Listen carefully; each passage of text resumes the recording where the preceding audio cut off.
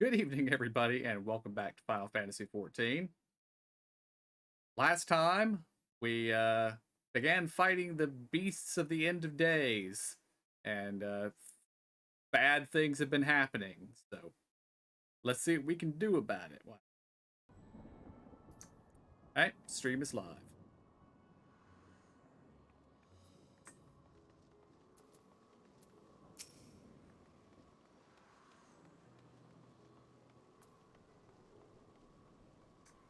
Our radiant host has eliminated the immediate threat to the city, though it pains me to know those beasts were once my own people.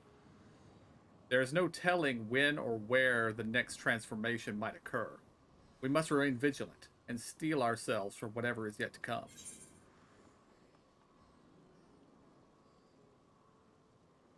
And we have dies as our reward.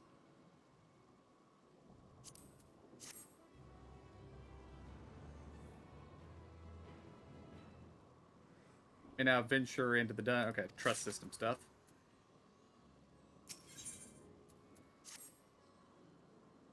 Forgive me, my friends, but I must return to Megaduta for the time being. There I can better manage this crisis and dispatch my troops as the situation demands. In that case, we shall carry out an investigation of our own here in the city. Mayhap the residents can tell us more about the first of the transformations, and the conditions under which it occurred. If we can ascertain what exactly triggers these tragic events, it may give us some insight as to the possible solution. Time is of the essence. Let us split into 3 groups that we may cover more ground. Alizé and I will go to Pax's path, Thancred and Ishtola, pray make for Dharma. I leave Artha up to you and Graha. Any information you can gather on the first blasphemy or the manifestation of the final days here in the city would be most helpful.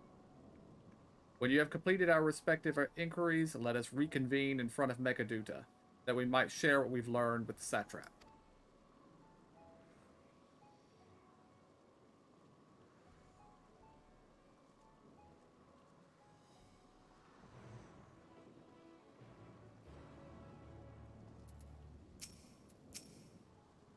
Shall we be off then? Artha is home to the High Crucible of Alchemia, whose alchemists forged many of our warding scales. That seems like as good place as any to begin our investigation, don't you think? I believe I spoke briefly with Nuhadin, the chief alchemist there, on our last visit. He should be happy to answer our queries.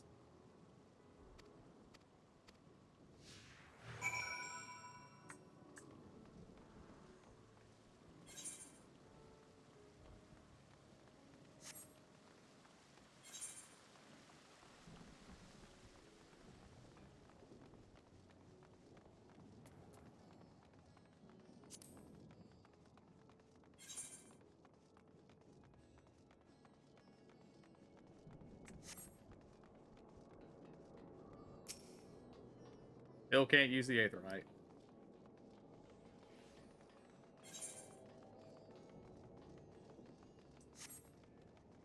Okay, I'm lagging a bit.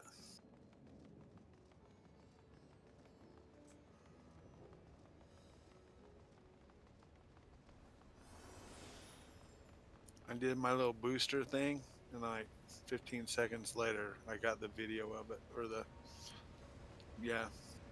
Ow.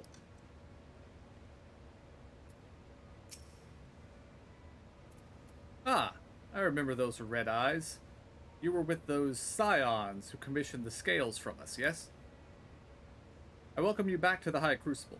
What brings you here in these troubling times?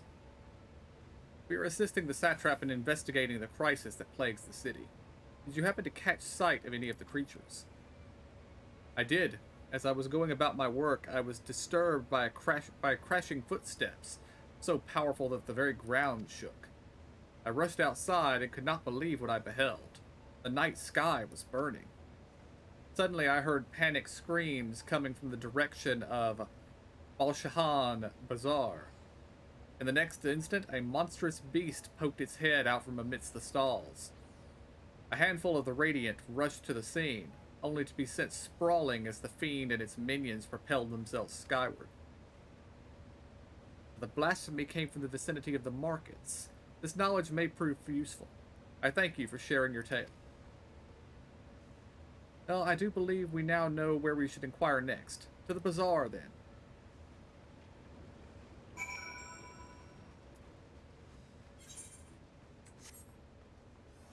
Okay, it actually displays the little small chat spots on the map basically as soon as they're available. So there is one over here we will be going to before the actual quest point, even though it's right next to the quest point.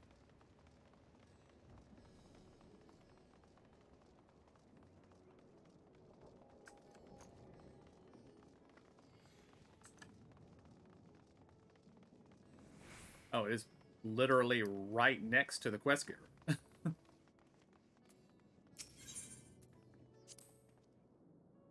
So this is Thavnarian weave.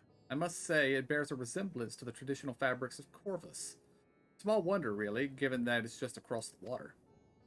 Not that I am much of an expert in Corvosi culture, of course. I've had the occasion to visit my ancestral home. I've not had the occasion to visit my ancestral home since coming to Charlian, and like as not, I will never reside there again. That said, in recent days, I've felt more acutely aware of my heritage, and grateful for it. It is thanks to my forebears that I inherited the royal eye, and with it the wisdom of ancient Alag. And so, well, I simply hope that my countrymen are safe, and one day when this calamity is but a memory, I would like to see Corvos again, if only once.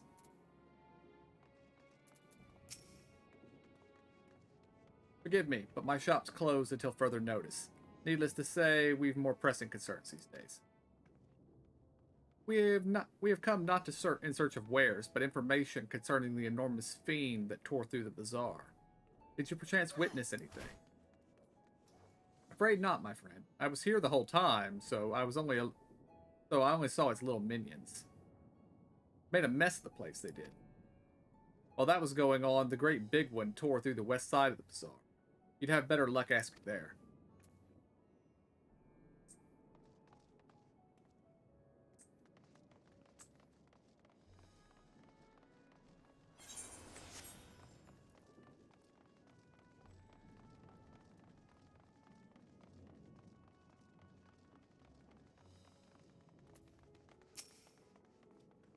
Something the matter, traveler? If you were lost, perhaps I could be of assistance. Your offer is most appreciated. We are not lost, but we are in need of information.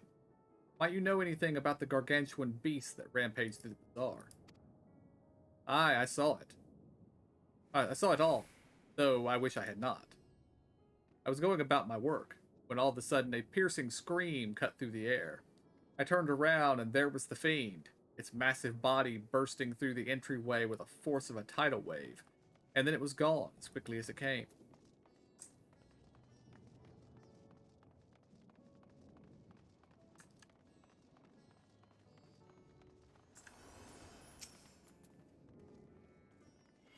That's a shiny axe. Yeah, it is. Sisters, have mercy. What is happening to the world? What am I to do? Is nowhere safe? Settle down, friend. The danger has passed, at least for now. If it's not too painful to remember, could you tell us what you saw? First I heard the screams, then a horde of ravening beasts came charging toward us. One of them was huge, bigger than a merid, throwing people about like rag dolls, and it was eating them. I hid under the counter, saw others do the same. But the shrieking and wailing kept getting louder, more voices in the throng, beasts or victims I couldn't tell. I knew not what was happening. I still don't. That is enough, my good man. You were brave to share with us your tale. Many of your fellow merchants are safe. The High Crucible too. The High Crucible too has survived mostly unscathed. Pray stay close to your friends and loved ones, and rest your body and mind while you're able. I suspect that is the most we can expect the people here to tell us. I think it best we find a place outside the bazaar where we might rest and review our findings.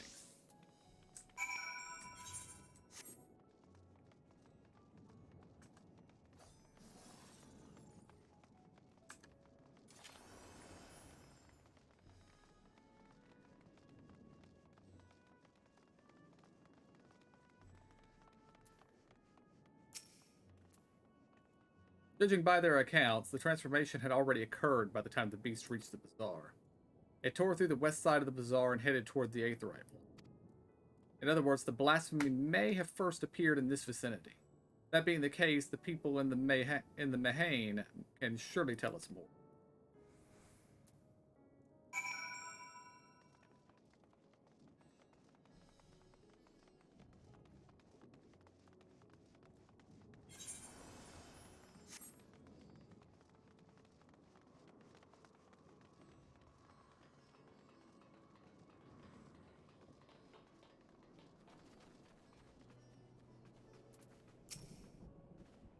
I don't know if I'd want to stand out here looking at that sky, buddy.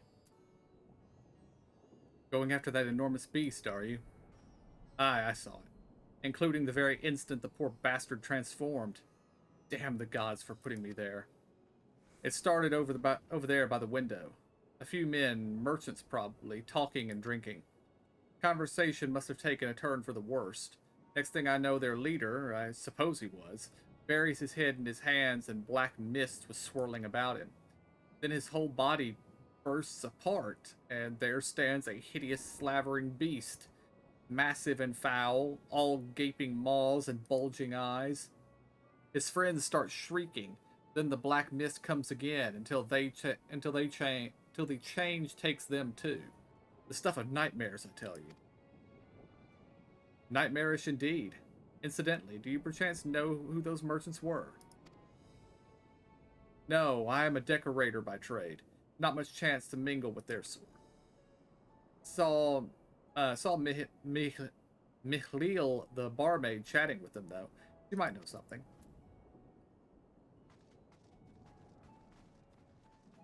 Oh, lookout point.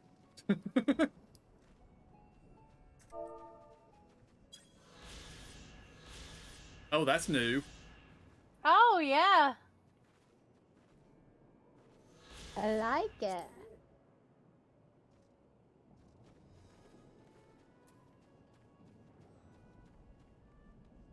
Oh, we're not supposed to go speak to the barmaid yet, okay?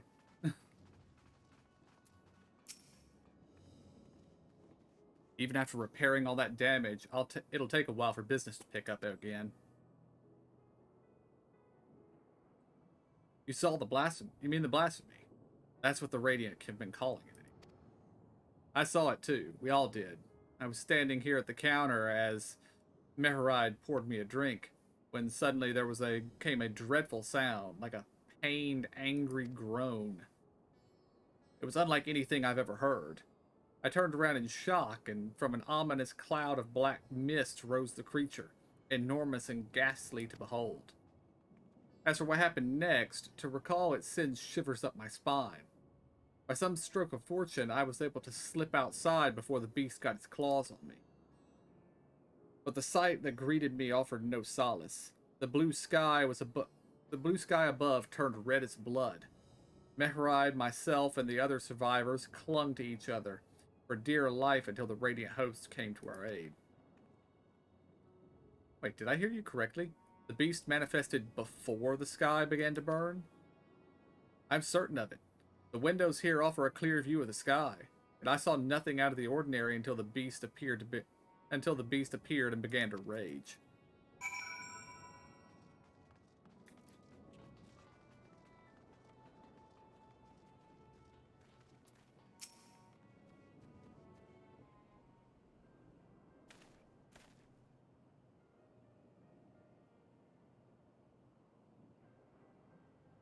Oh, hello there.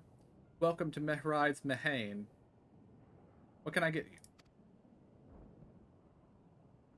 We have come not for libations, but rather for information. You are Mihlil, yes? We are investigating the so-called blasphemy on the satrap's behalf. We hear it was one of your customers, a merchant, that first underwent the transformation. What can you tell us about it? He was something of a regular here, especially of late. Kalzal was his name. He ran his own consortium, dealing primarily in exports of Thavnarian specialties. Rip Kalzal. We've met him before. Yeah.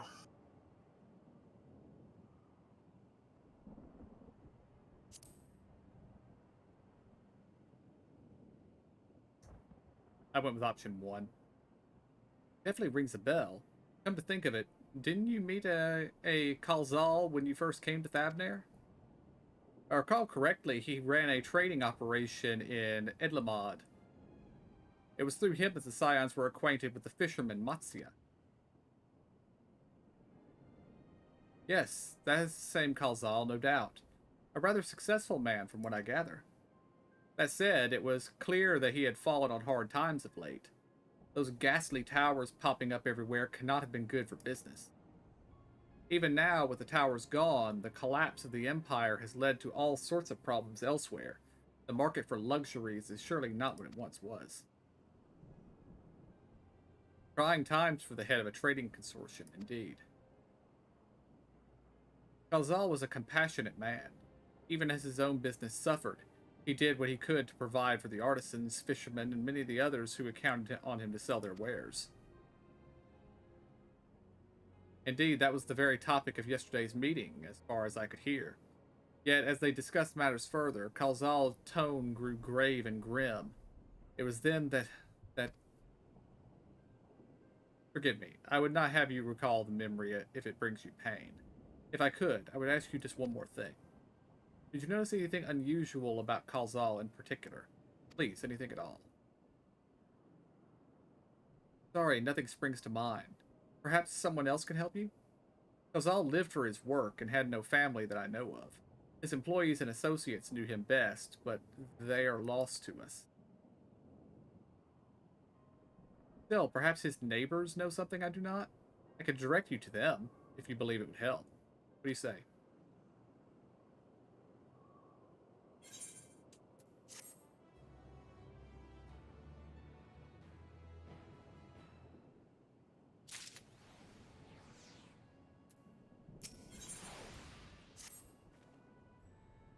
Kalzal made his home in Kama, a nearby residential area. From what I gather, Kalzal lived there since childhood and was known throughout the neighborhood. Kama. The name is new to me. How do we get there? I'll write down some directions. I cannot promise you that we will find what we seek there, but if nothing else, it is a start.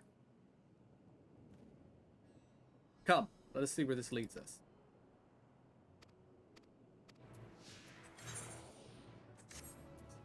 Oh, we've got lots of Graha talking spots this time.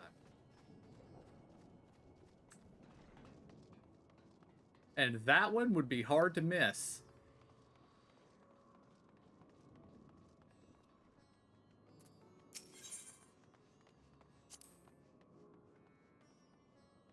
Let's see. After leaving the Mayhane, we're to retrace our steps and head back towards the Aetherite Plaza. Oh, he has the instructions of how to get there, but we haven't been told what they are. Oh, that's funny. Although I imagine the path of the talking spots on the map kind of tells us what direction to go. Yeah.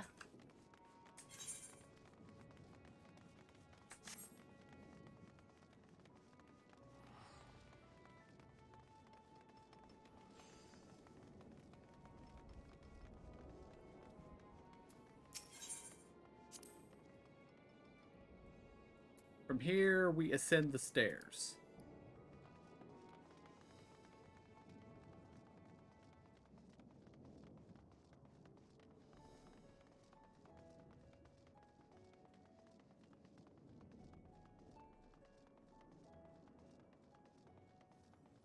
This is kind of a lost art in video games these days. Telling you where to go without just putting a marker on a map as to where to go. Mm-hmm.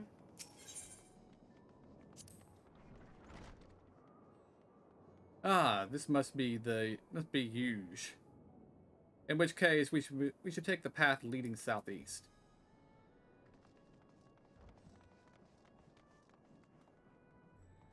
That would be southwest. This is southeast.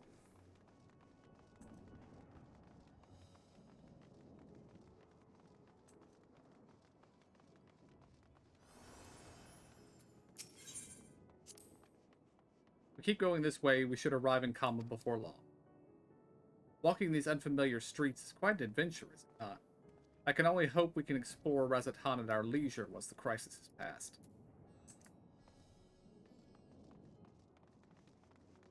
I like the lights in here. I think I mentioned it last time we came through here. Mm-hmm, those are nice. I hadn't noticed them, so may have mentioned it after I left. Or I have forgotten entirely, which is entirely possible.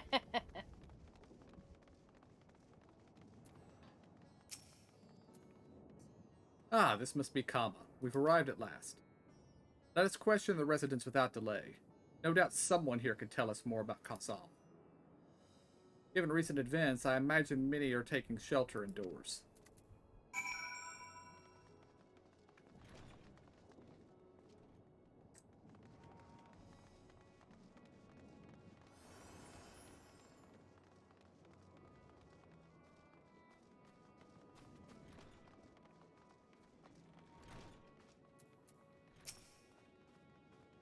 Azal, you say? Yes, I've known him since he was a boy.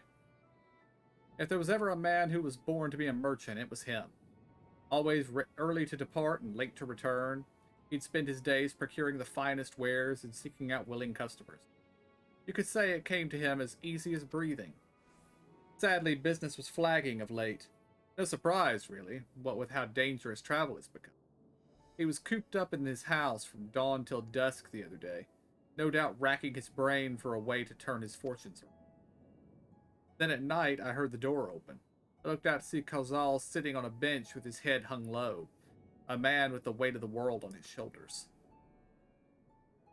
See, the situation must have been quite dire indeed. Did you notice anything else out of the ordinary? Nothing to speak of.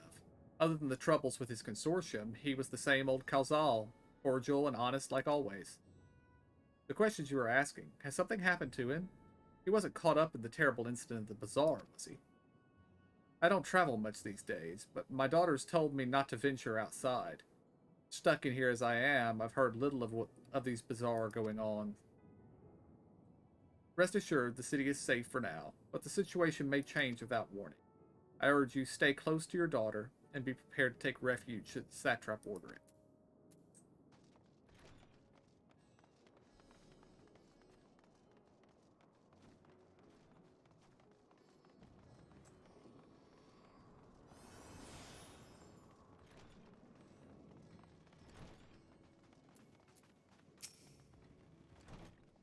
Hmm?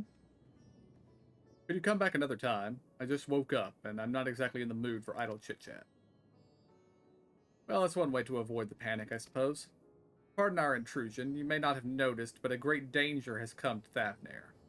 I encourage you to stay alert and prepare to flee the city should the situation turn dire. But before we leave you in peace, pray allow us to ask a question or two. Did you know a local merchant named Khazal? If so, did you notice anything unusual about him recently? Khazal? Aye, I know him. In fact, we spoke just the other day. Like many others, his business was doing poorly. It seemed as though he'd managed to turn things around, thanks to a generous order from the Ravadian's fibers. Why, he was practically dancing in the streets. I haven't spoken to him since, but I assume it all went well. Gambaha might be able to tell you more, though. As I recall, he was the one who brokered the arrangement. Gambaha at Riveda Fibers. That sounds promising.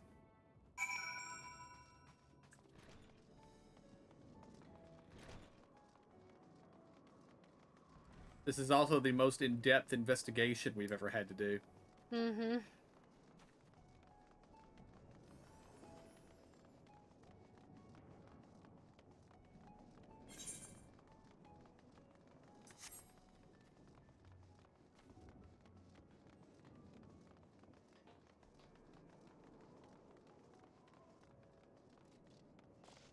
I jumped too soon. I saw the lookout point and tried to jump for it, but yeah. I'll be up there in a moment.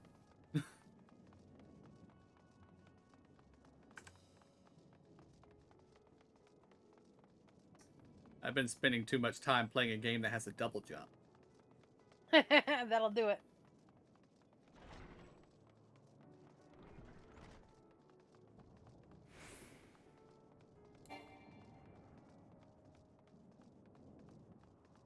Were y'all able to get to it? Yeah. Okay. I think we're all gonna have to come back though around.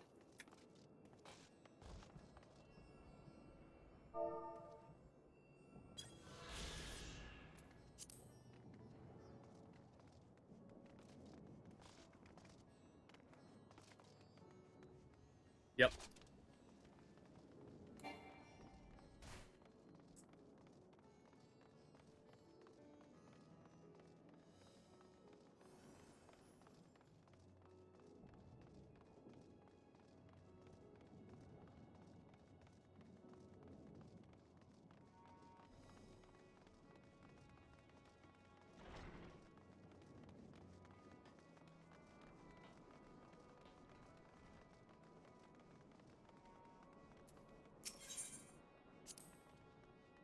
If I'm not mistaken, these stairs lead to Dharma.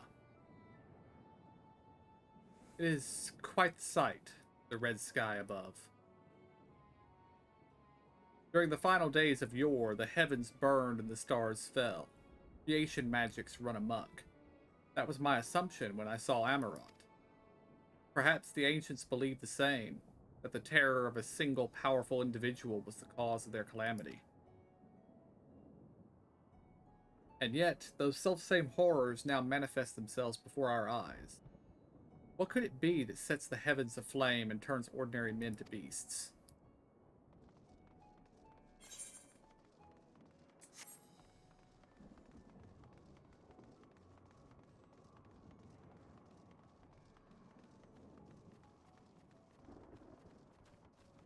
Oh, and the weather is apparently still set to apocalypse.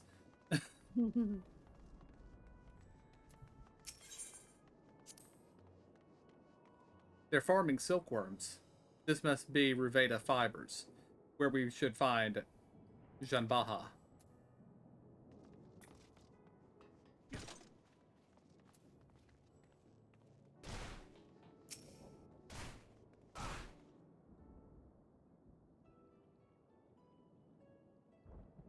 And hurry, I say. There is no time to waste.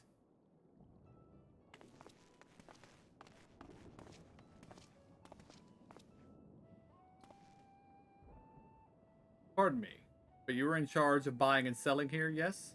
We have a few questions that we'd like to... I'm sorry, but I simply don't have time to chat. If you haven't noticed, we have our hands full at the moment. We must carry all of our wares and equipment to safety before those accursed beasts return. In that case, might we be of assistance? Perhaps we could speak when the job is done.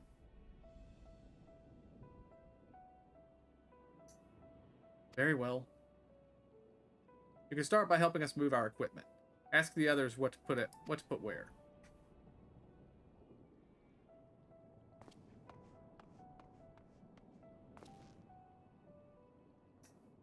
And you can carry our fabrics.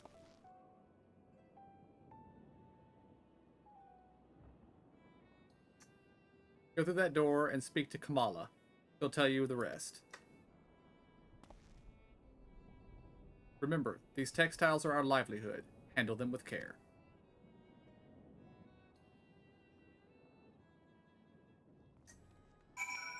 Raha's rusty on this whole thing. You come in here on a mission from the satrap, no less. And this guy's like, I don't have time to talk with you. I've got to move my stuff. You say, shut up and listen. Because you can move your stuff when we're done talking because I'm here on orders of the satrap. This area is for employees only. Out! Out!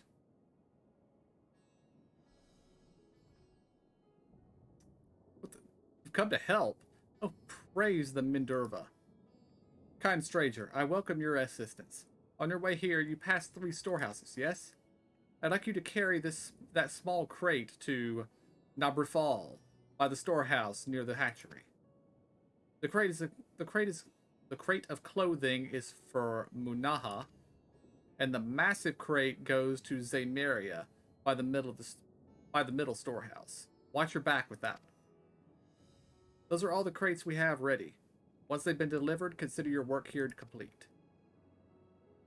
You will have limited time to complete the task. Should you fail, return to the starting location and begin anew. I know what you saw now. Indeed.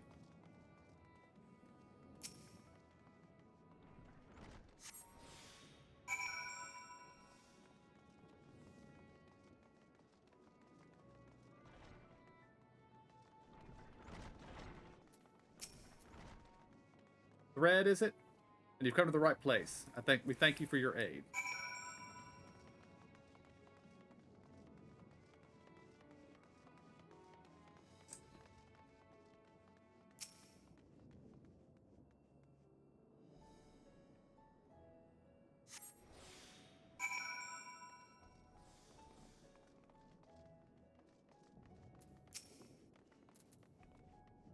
If you have any crates of finished products such as carpets, clothing, and the like, pray bring them here to our primary storehouse. Crate full of clothing, is it? I can take that off your hands. Many thanks for the delivery. Couldn't you have just come over here and grabbed it yourself, buddy? It's right here. I know, right? I'll break his back. Well, this one might break his back.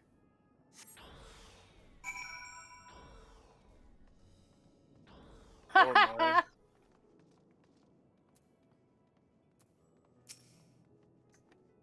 I say, you're quite the brawny one, aren't you? A good thing, that. Never know when you need to defend yourself in these unpredictable times. Crate full of fabrics, is it? Exactly what I was hoping to receive. Here, let me put that away for you.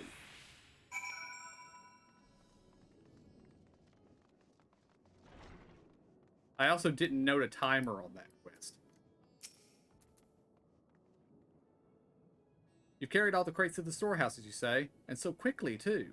Why, I've never seen anyone so strong. I and my associates will see to the rest, so please, return to Jimbaha and assure him our work is proceeding apace. To tell the truth, we're grateful for this distraction. Too many terrible happenings of late. But generous souls like yourself give me hope that we may emerge from this trial even stronger. I pray we meet again in more peaceful times.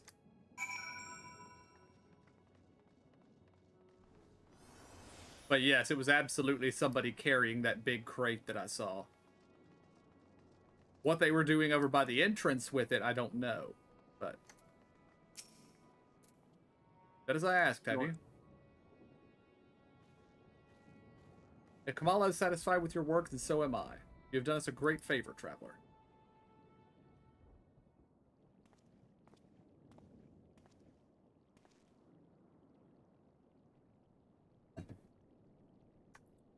I too have delivered the instruments and apparatus entrusted to me. You both have my thanks. With our wares safely stored away, we'll not lose any more to those fiends. I take it your establishment did not escape the attack unscathed.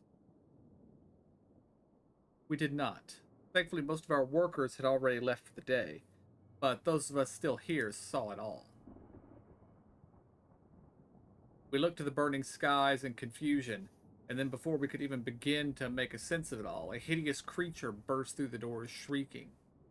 We ran for our lives. One of my colleagues was not so fortunate. He cried out, a scream of such agony, such terror, and the next instant, he too sprouted fearsome claws. The sight of it caused another fellow to panic, and then he too transformed.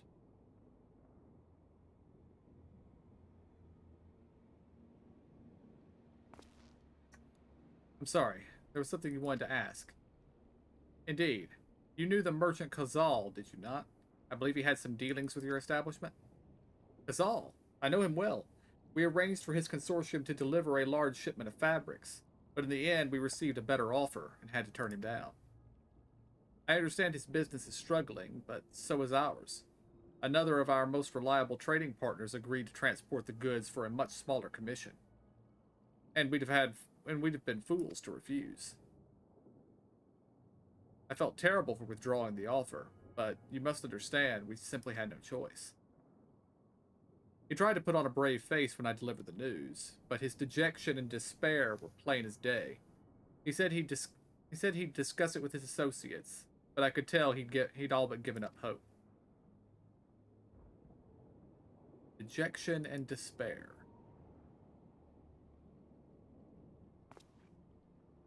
You remember what we saw in Vanaspati, yes? Soldiers and jungle dwellers pushed to the very brink, turning into beasts one after the other. It would seem the same phenomenon occurred here. The poor craftsmen attacked by the fiends, all as well as those that witnessed it, all undergoing the change. I suspect that everything began with Kalzal. By our accounts, it was he who suffered from the most profound and piercing despair. Wait, that be it? That such intense emotions were what triggered his transformation?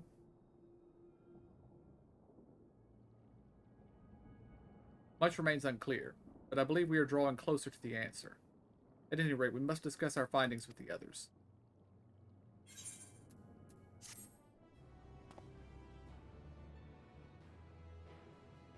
Yeah, maybe don't have this conversation in front of the guy who inadvertently caused this mess. I know, right? No, he needs to know. Yeah, and then he's gonna turn into a monster and we're gonna have to kill it. Well, at least we're here. We were to reconvene with the others in front of Mekaduta, were we not? That should be just outside. With any luck, they will have already returned from their own investigations. My friend, we must take our leave. I pray your establishment is spared further tragedy. But remember, your lives are far more precious than any wares. If you are ordered to flee, do so without hesitation. Indeed. I thank you for your concern and pray you two will take care as well.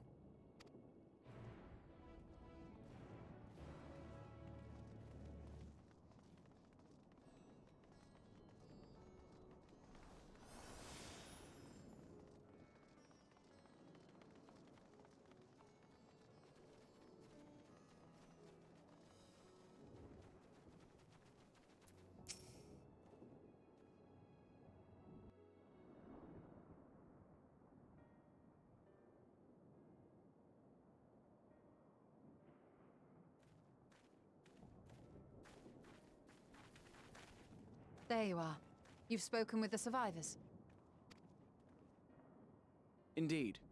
We thought to share what we have gleaned, that we might together gain a greater understanding of present circumstances.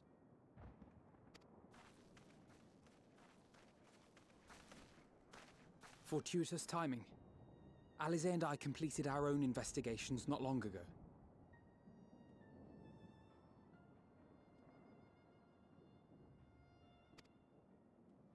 Then we should take a moment to compare notes. Shall we begin with the two of you?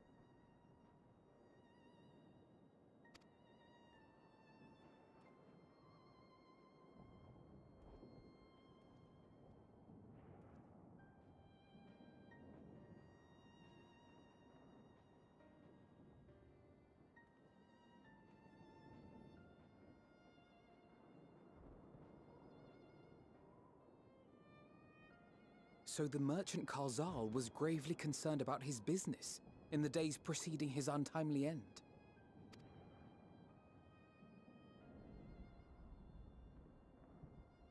The tales we heard were much the same. The first victims to be changed into blasphemies were all overcome with anguish of one manner or another. Then those who saw their loved ones stolen before their eyes succumbed to a similar panic, setting in motion a chain of transformations. Fear, unease, despair. These negative feelings serve as a catalyst. If so, then it is not unlike the calamity that befell the ancients. With their creation magics, they unwittingly gave form to untold horrors. Had they simply lost control, surely it would have manifested in many forms, not all of them monstrous.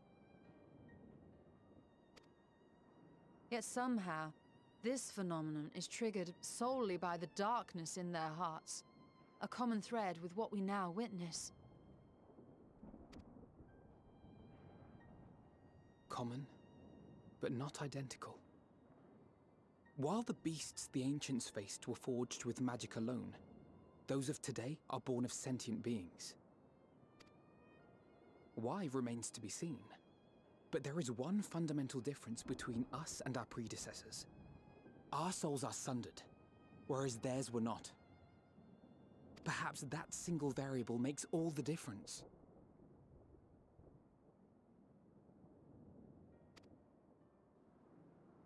If I may, there was another detail that troubled me.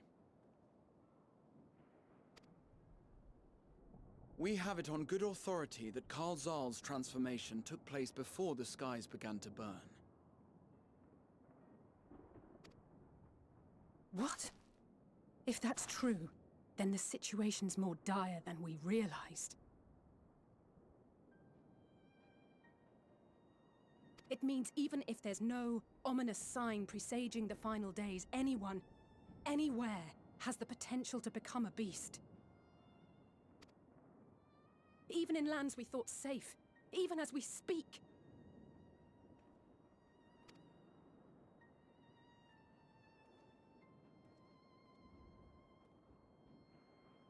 Look! It's the satrap!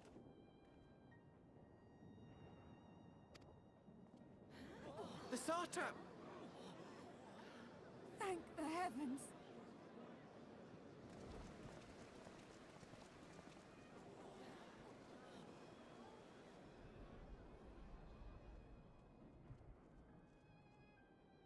My countrymen, I am relieved and heartened to see you strong and safe.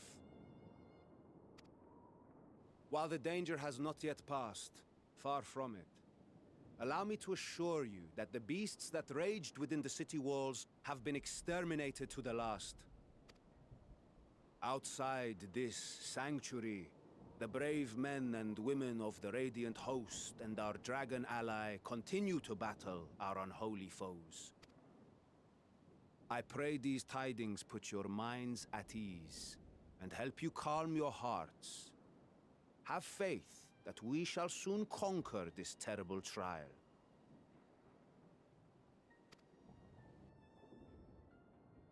Your Excellency, is there any word from Palaka's stand?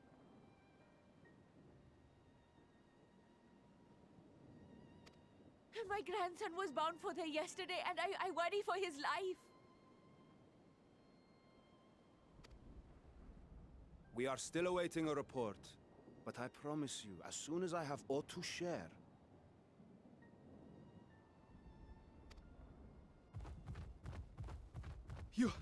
Your Excellency, I bring grave news. You are? I'm Matsya of Akyali, a humble fisherman. Ah, I remember you from our first visit. Wait, you're... But no, that can wait. When the skies turned red, I set off for Palaka's stand, fearing for the safety of a friend. But as I drew near the village, I saw dreadful beasts all about. No! Gods have mercy! Your Excellency! Save my grandson, I beg of you! We will spare no effort to save all we can, but you must remain calm. Calm? You tell me to be calm? You saw those beasts! They tore our bravest warriors, limb from limb! What if we are too late, huh? They catch him, sink their fangs into him? The fangs! The screams! Get away from her, now!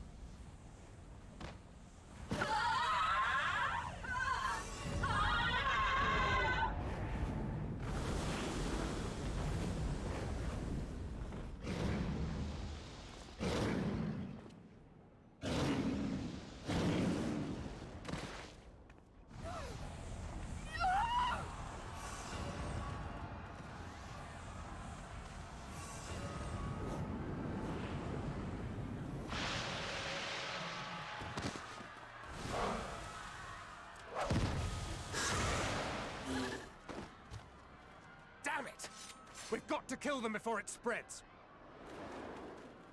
We'll handle this. See the townspeople to safety.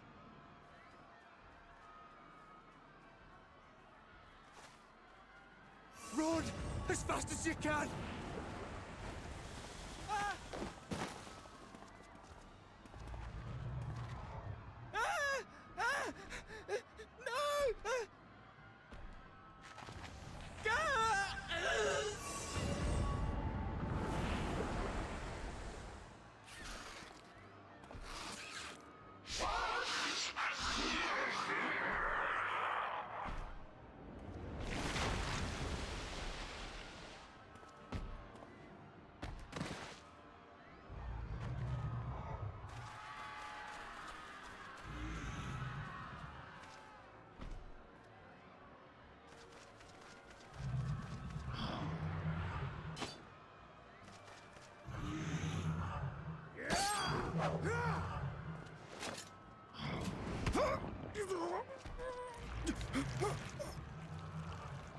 Vitra, our people, you must save them.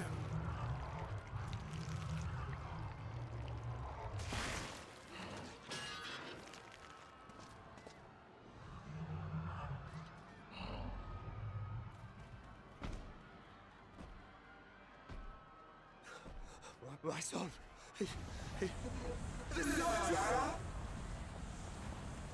Enough! You must run. For their sake and your own.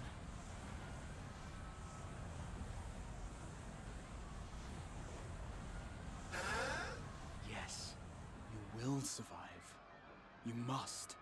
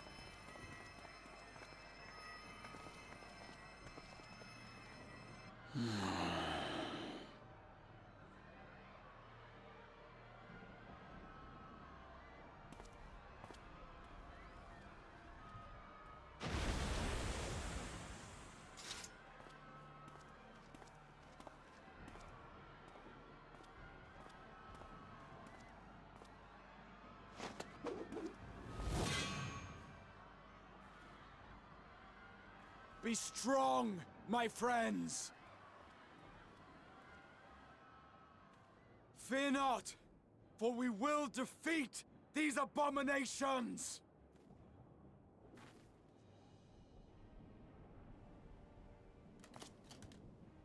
Brave men and women of the Radiant Host, lend your Stola and Thancred your aid. Let not a single beast escape.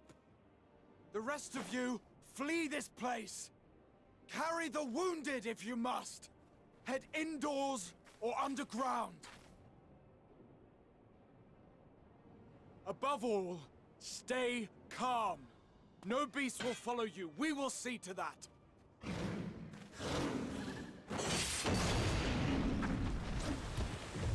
Alphino!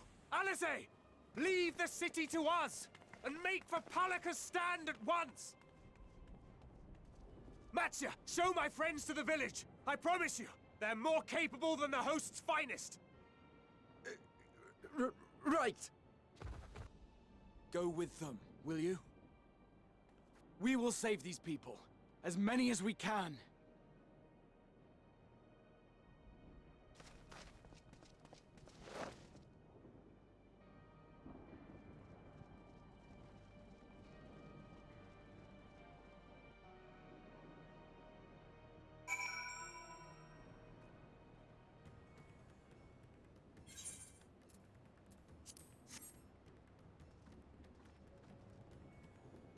Well, I must admit I did not see them killing the satrap so quickly.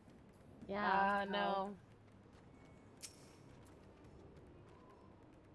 We must save Palaka's stand, whatever it takes. Matsuya, it pains me to put you in harm's way, but I would ask your aid as well.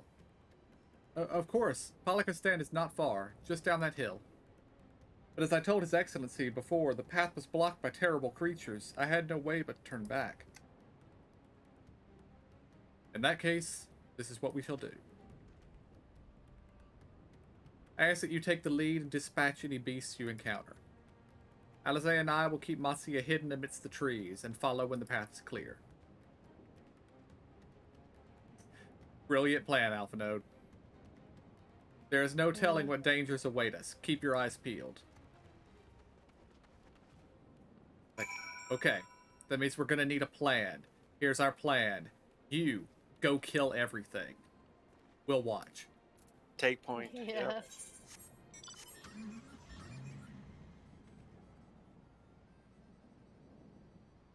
Of course, I didn't realize until that cutscene that I had my weapons hidden. So I was having my sword and shield appear out of nowhere during that fight. Well, I did all mine without my carbuncle. Ah. Well done soloing the big monster without your summons. I know. Beat him to death with the book, did you? Trying to, like I'm trying to now too.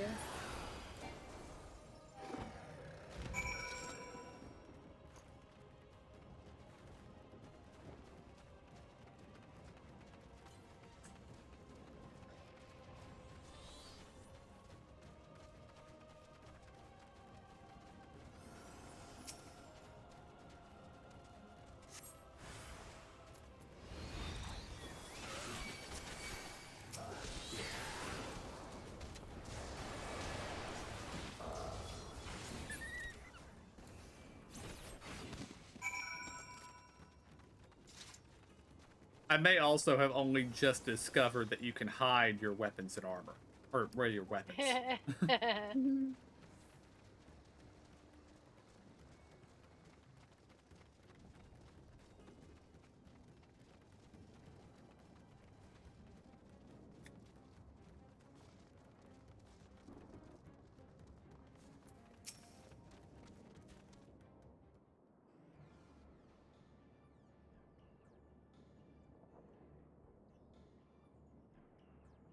It cannot be.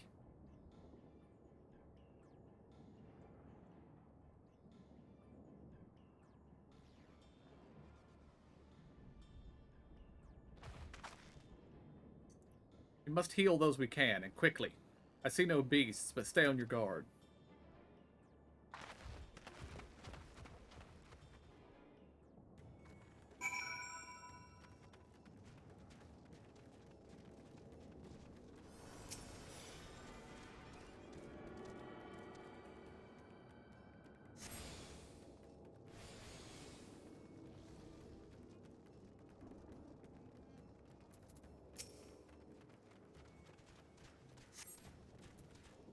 Though the villager's injuries do not appear to be life-threatening, he does not respond to your efforts. His breathing grows more ragged and shallow, and his vacant eyes are those of a man who has lost the will to live. Even if I wake, the nightmare goes on. No, leave me to sleep. You call out, but the man does not respond.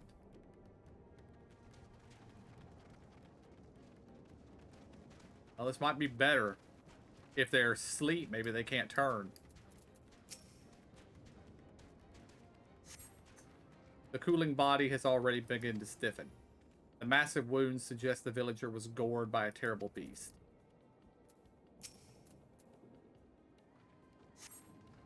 The villager has no pulse, nor do they appear to be breathing.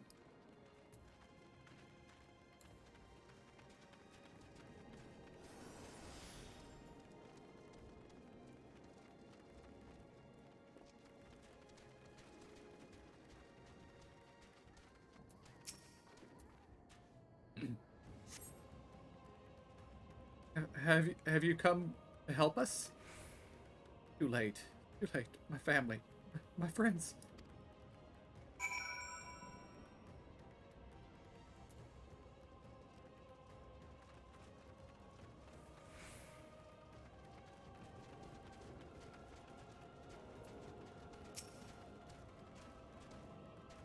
these the only villagers who survived? I can only hope others managed to flee. But if the rest have turned to beasts, by the 12. Let us do what we can to see the damage spreads no further. And no matter what comes, we must keep our spirits high, lest we ourselves suffer a similar fate.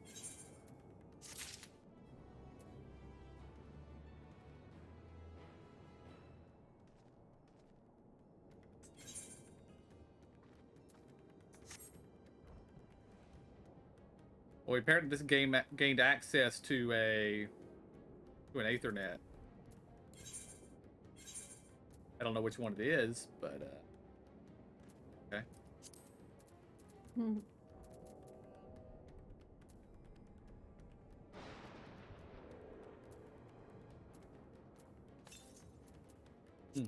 Well, it says it in chat, but I don't see it anywhere.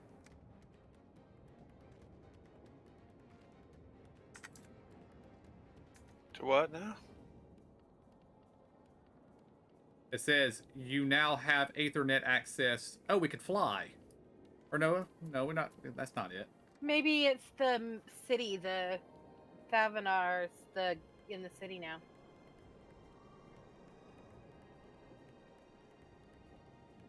Just a second, checking something.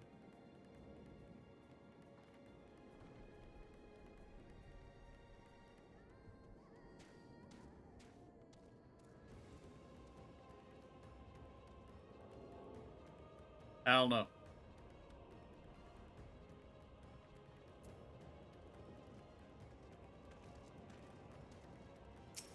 We're still not attuned to it. Maybe we now can attune to it.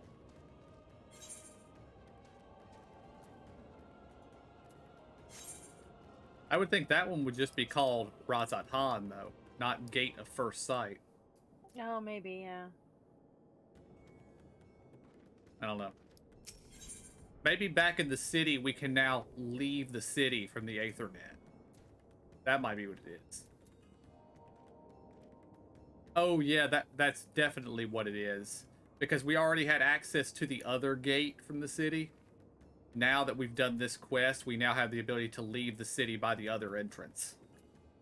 That's what that means. I contend to the rest. Pray look after Matsuya. No doubt what he has seen here weighs even heavier on his heart than ours.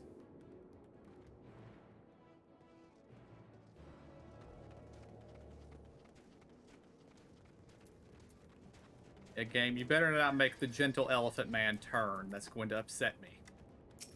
Yeah.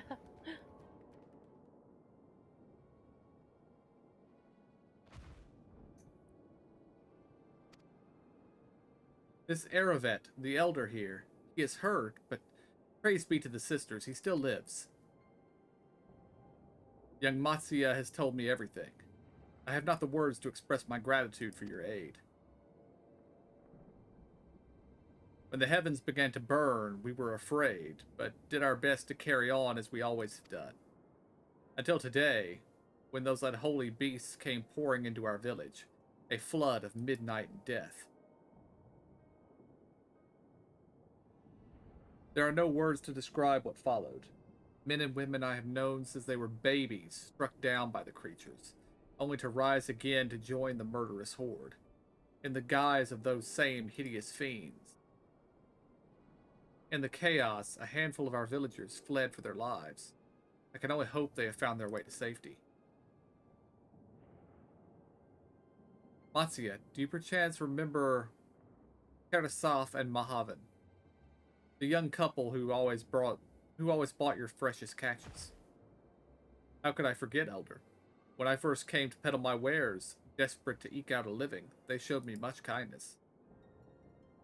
Others shunned me as an outsider, as is their way. But Karasov and Mevin bought my fish and sung its praises. They turned my fortunes around. Alas, I fear they are in terrible danger. I saw them running towards Agama Temple, one of those beasts in close pursuit. They had their child, still but a tiny babe. To elude those fiends while caring for one so young is an impossible task. Surely, I beg you, go to their aid.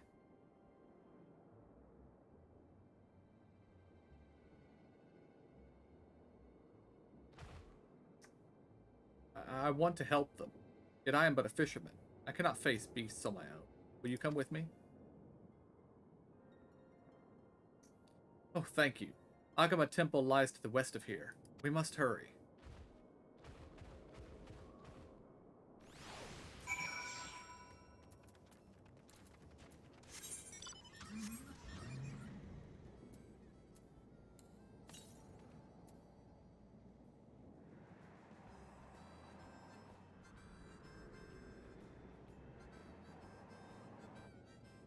That is a wall. There's stairs going up it though. Or steps.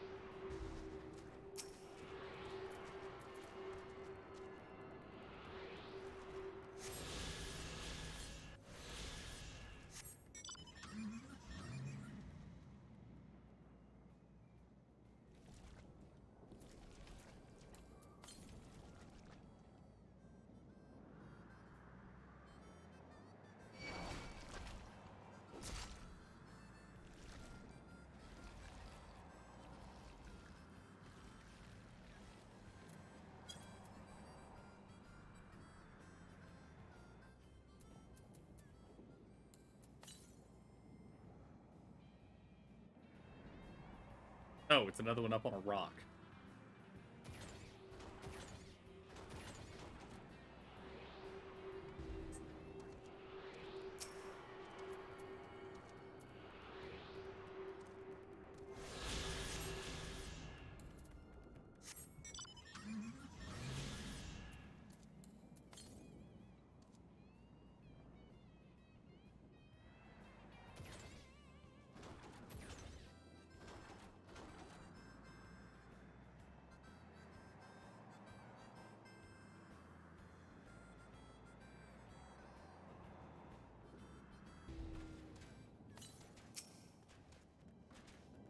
The temple is just ahead.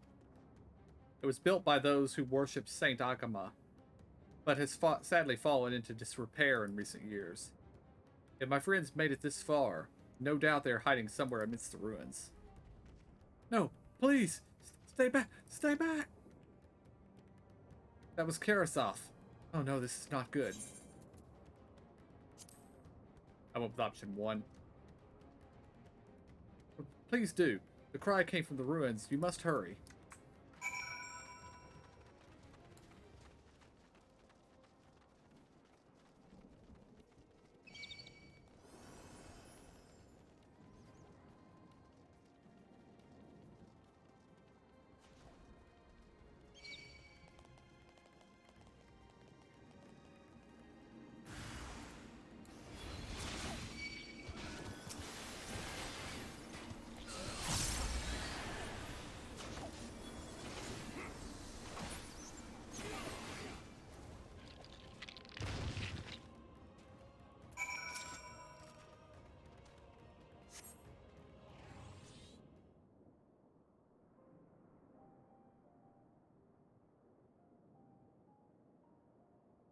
The man lies motionless on the ground, bearing a grievous wound.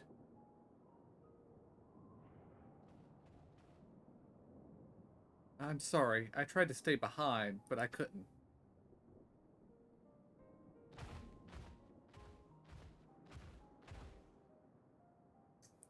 No, it cannot be. Someone, anyone. My arms, so heavy. My legs, I cannot feel my legs. My wife fled with our daughter. I need to find them. I need to be with them. Need.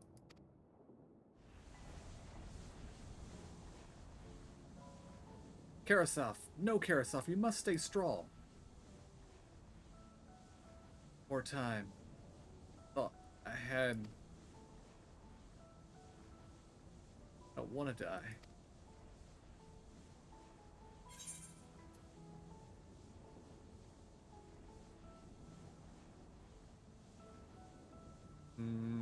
Going with option 1.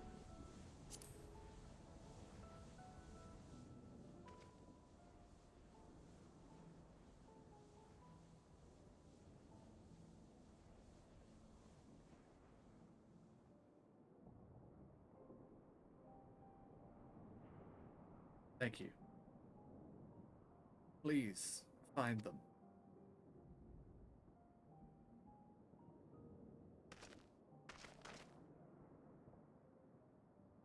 Bevan still lives, and she has their child. We must search the jungle between here and Palaka's stand. There's nowhere else she could have gone, I think.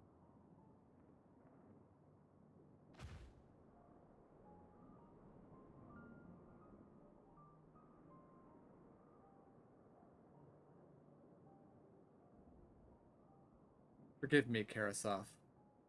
Once we have saved your wife and child, we will return and lay you to rest.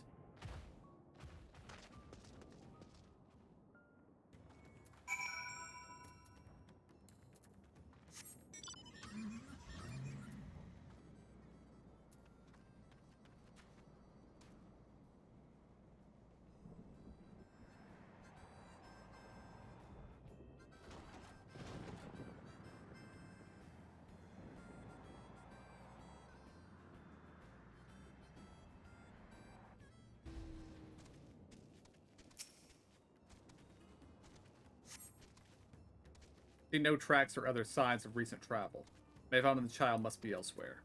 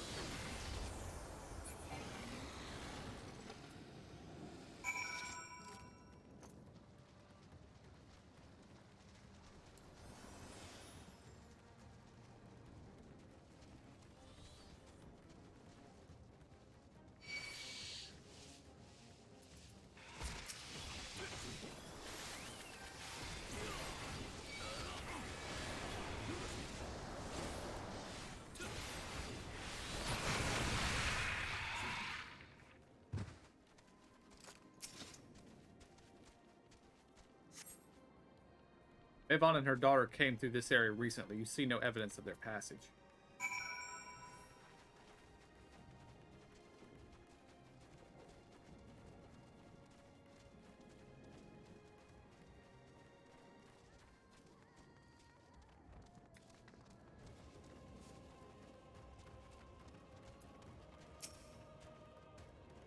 Did you see any sign of them? I found nothing.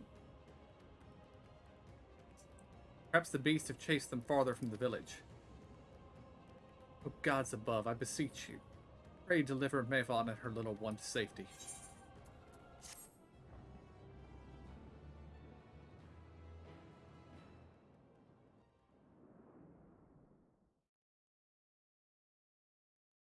Meanwhile, in the skies above Thavnair,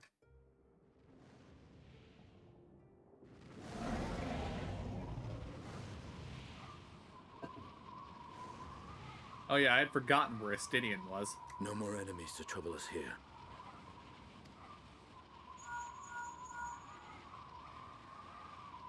It's me.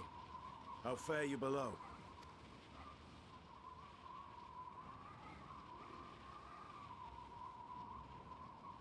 Understood. I will inform Vritra. Chaos and panic sweep Razat Han, and many more have succumbed to the transformations. Amidst the fray, Ahawan fell, protecting a grief-stricken father.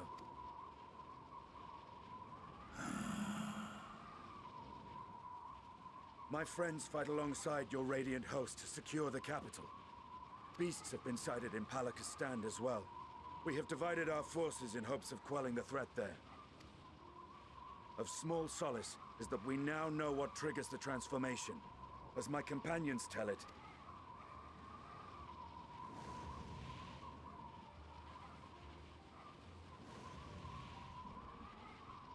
so it is the very fear and despair in their hearts which inflicts this abhorrent punishment upon them.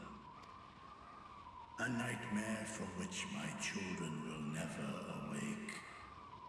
O capricious and cruel fate, they are undeserving of such condemnation.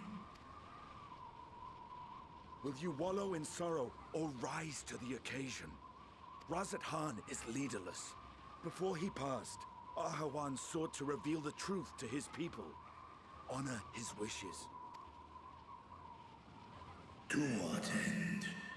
To breed a new conflict between dragon and man. These claws could reduce thee to shreds with a touch. These jaws crush thy bones to dust. Only through my proxy could I walk with my children. Without him, I am a bringer of fear, no different from the beasts which beleaguer them. Perhaps so. Only in death were Hraesvelgr and Shiva united. Indeed, whenever man and dragon have come together, death has ever been the inevitable result. It was our fear of your kind that sparked a nigh-endless war. Fear and hate of which Nidhogg drank deep as he laid waste to my homeland. And in turn, I took my revenge on his brood. Blood for blood, pain for pain.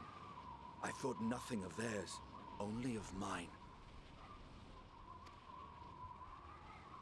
And yet, were the chasm between us too vast and too deep, Hraesvelgr would not have borne Isael to battle and our rescue. He would never have entrusted a mortal champion with one of his eyes, and the Dragonsong War would still rage on. And I would still wage a never-ending war of violence and vengeance. The future of our star be damned. I cannot speak for Ahawan's greater goals, yet I know that he served you, served your people, long and true. In this time of unprecedented crisis, he turned to you. You could do worse than to place your trust in him. It will not be easy, but the future of Razat Han hangs in the balance.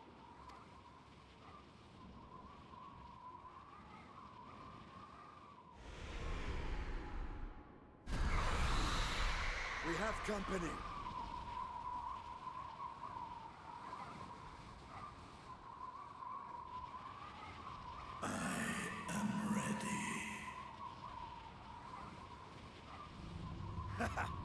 The hour has come, Vritra! It's all or nothing!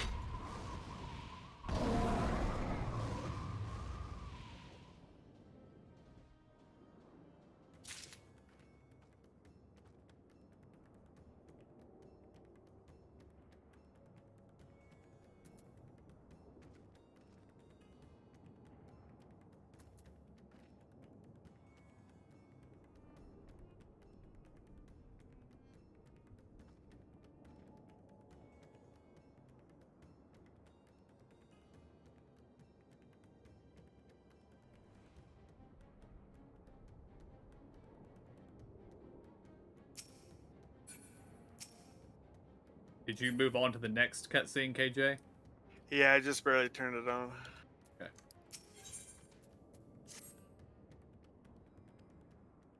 I saw the little film thing disappear for just a second and then reappear. So like, oh, he must have clicked it. If Mavon fled deeper into the jungle, she and her child are in grave danger. Whatever are we to do? Gods have mercy.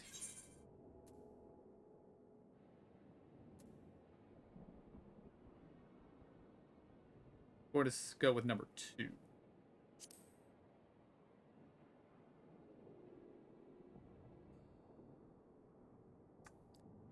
Fear consume me. What are you talking about?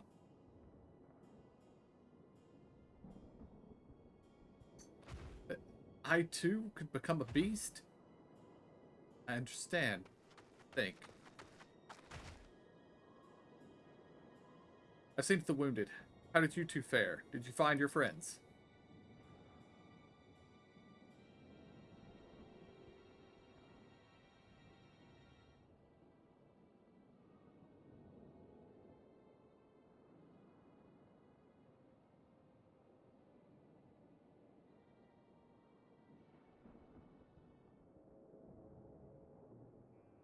I see. In that case, let us help you find the mother and child. Before we leave, we must ensure the village will be safe in our absence. Alize and I will patrol the area and search for more beasts. Would you and Matsuya speak to the elder?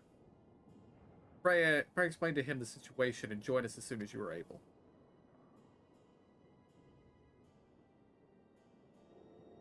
We will save Mavon and her child. We can do that much for Karasov.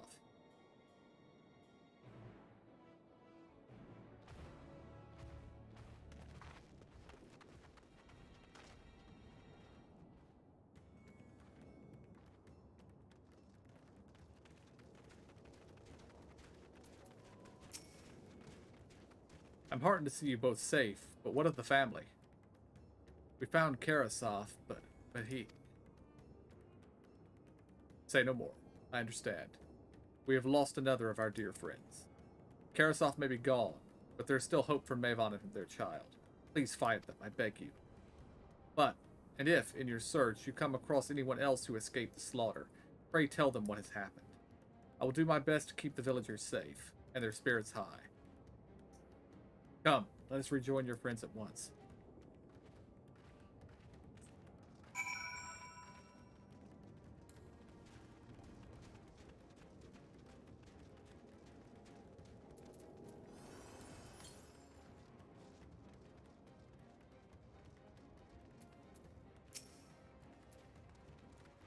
Pleased to report the vicinity appears to be beast-free. No doubt thanks to your earlier efforts. And with that, let us resume our search for your friend and her child. Where should we begin, Matsuya? If we follow Rhoda south, we will arrive in Porusa, a temple. It is a sacred place where people go to commune with the divinities. It's possible that Mavon sought shelter there, and perhaps our villagers as well. It is settled, Matsuya. Stay close to me, alright? You two take the lead. Keep an eye out for beasts and anyone in need of help. Very well. We make for Perusa. As quickly as we are able. With me.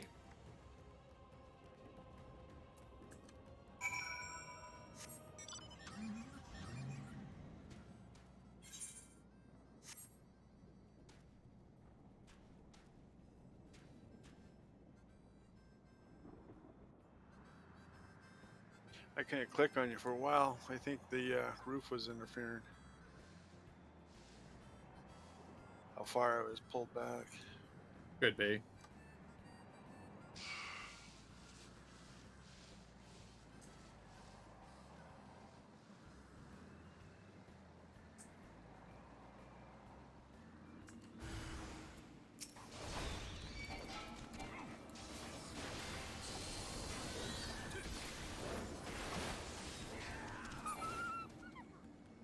That was a pretty sinister looking beast.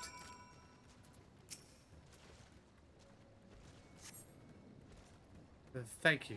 I thought I was done for. Avon? Friend of mine too, but I have not seen her. She must still be out here somewhere, trying to avoid the beasts. And with her child. Gods! Worry not for me. I can make my way back to the village on my own.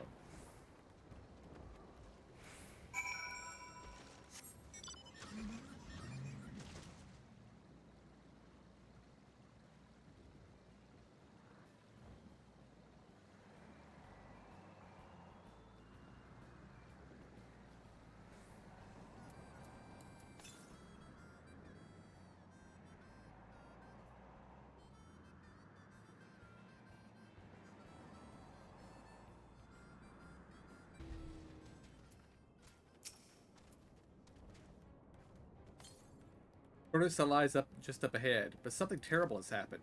The beasts have come, and many have already been killed. Alphonse and Alice have gone to do what they can, but there are so many. There are so many, more than I could count. You must be ready.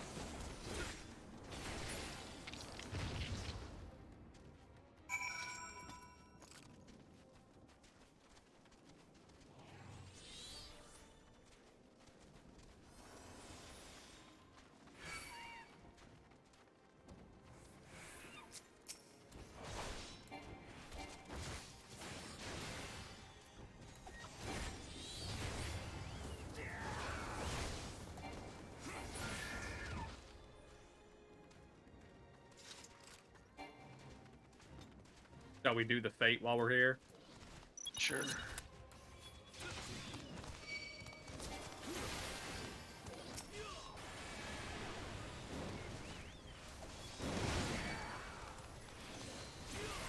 This side is the Hmm? Ah. Oh, and it dropped my tank stance when I synced.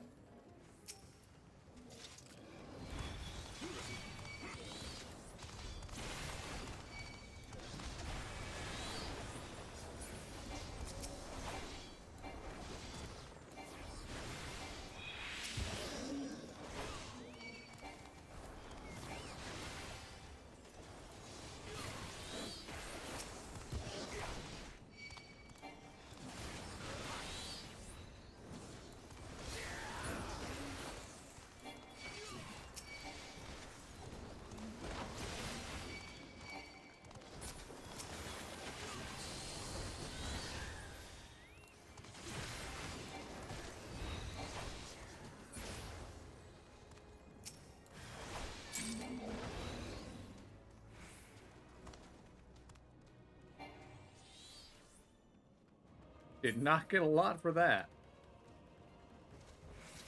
Well, I only get 14 or 12 on 14s of what I've been getting. You're talking about the gems?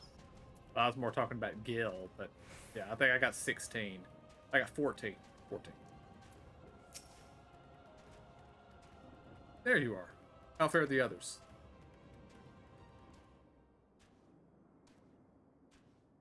I see. You've seen all the beasts in sight? In that case, let's have everyone gather in front of the temple.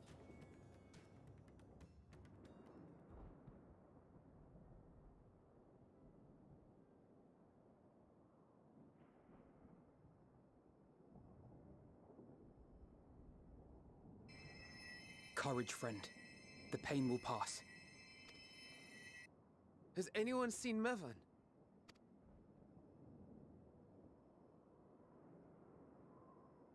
Where could she be?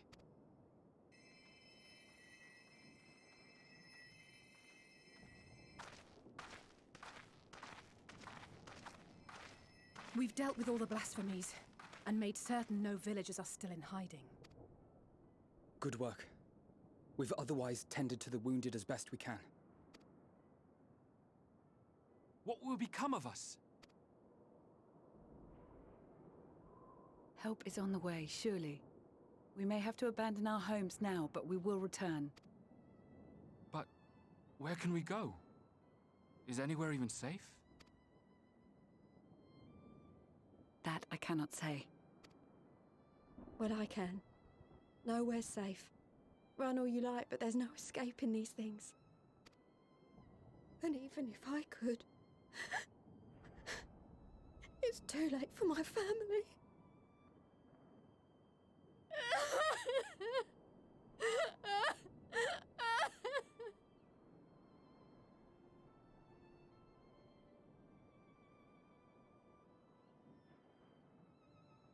This isn't good. The more they dwell on the tragedy, the more likely we are to lose them too.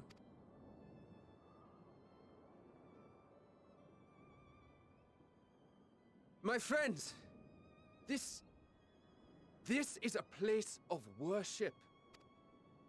Should your heart quake with sadness, cast your mind to the heavens and remember the teachings of the old gods. Did they not implore us to stand fast when waves of sorrow break against our shores?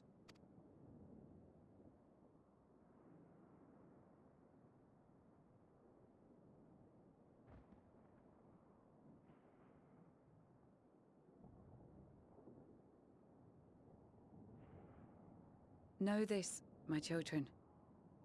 There is more ugliness than beauty in this world. To live is to suffer. To drink of calamity and drown in anguish.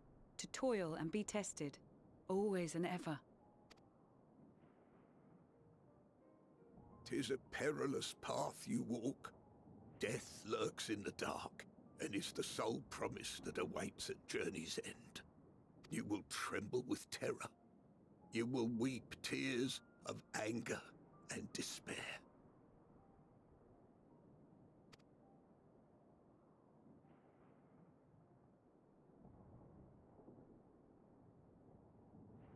But do not avert your eyes. See your life for what it is. Then will you see how the hardships make you strong.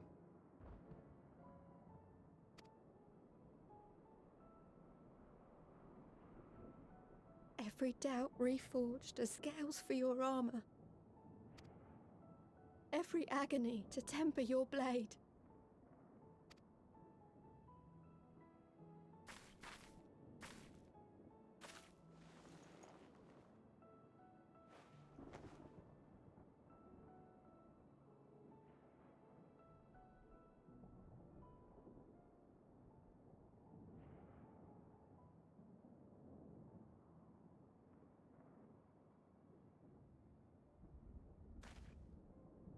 Thank you, lad. We'd almost forgotten who we are.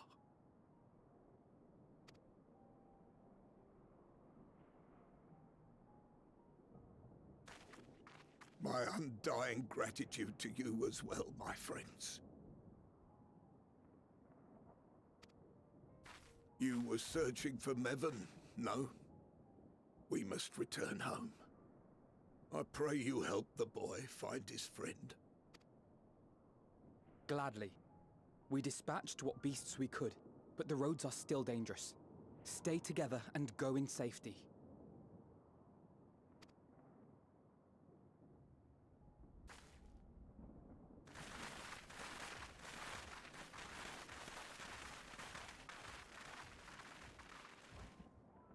That was very impressive, what you did back there.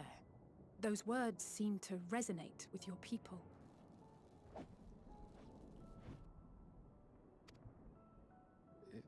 They should. They were the first spoken unto our ancestors by the divinity of legend. I'm easily upset, and fish are wont to flee a temperamental hand, so I recite the teachings over and over to calm myself.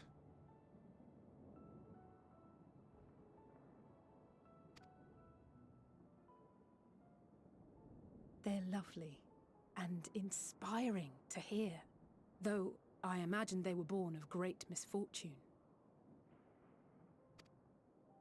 They are born of life. There's as much bad as good in it. More, many would attest.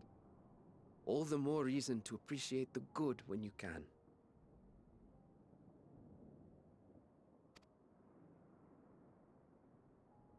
I won't argue with that.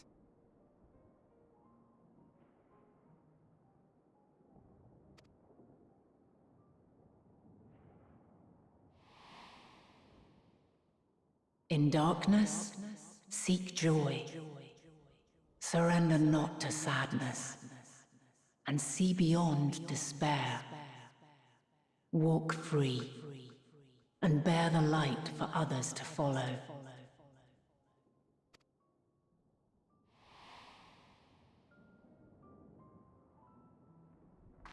And with that, let us see if we can't find Mervyn.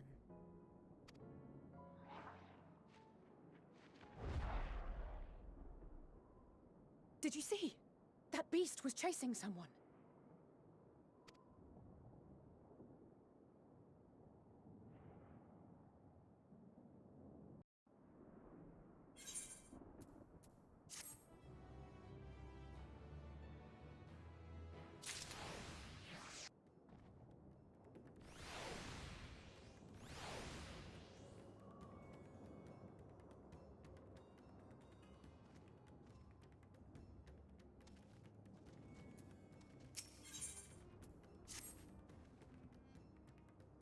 Over there. My view was blocked by the trees, but I'm sure I saw someone being chased by a beast. Go with Matsia and search along the river. Alpha and I will circle around to the south.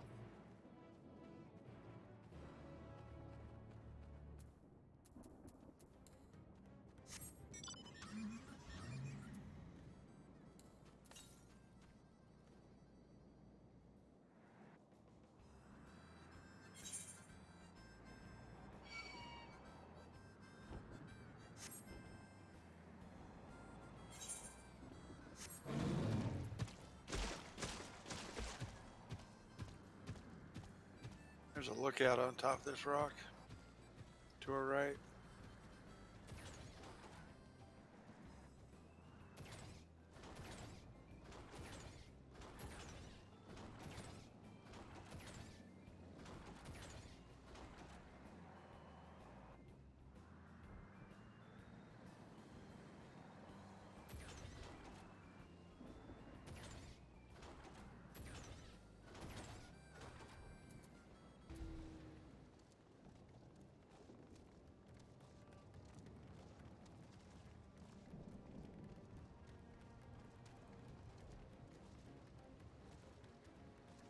Maybe just tall enough to require flying.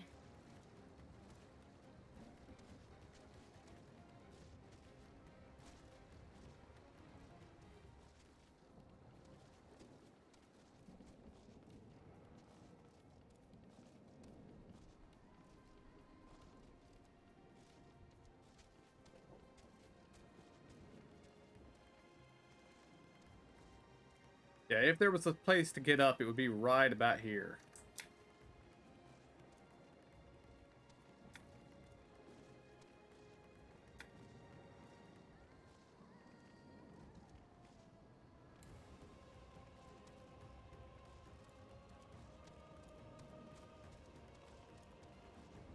Yeah, that one's probably going to require flying.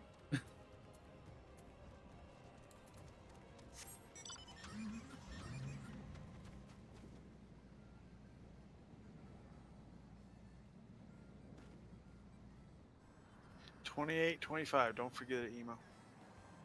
Yeah, okay.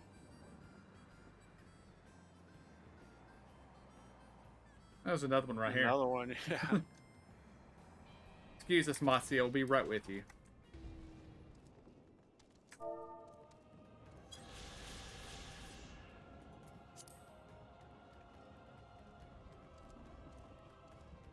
Just dawned on me, we should probably change specs before we look at those. For the XP. Oh, yeah, yeah. Oh, dang. Oh, dang it. I didn't know we get XP off those. Oh, yeah, that's how I gained ground on XP when I was behind.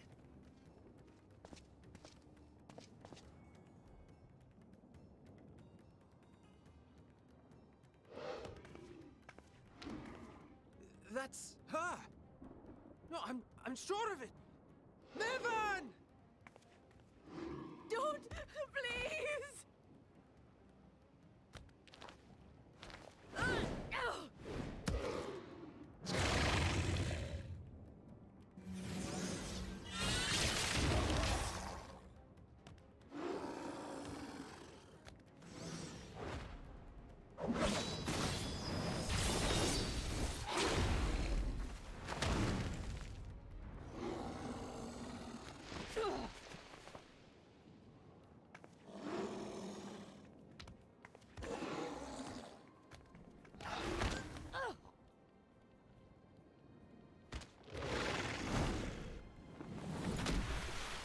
No! God have mercy!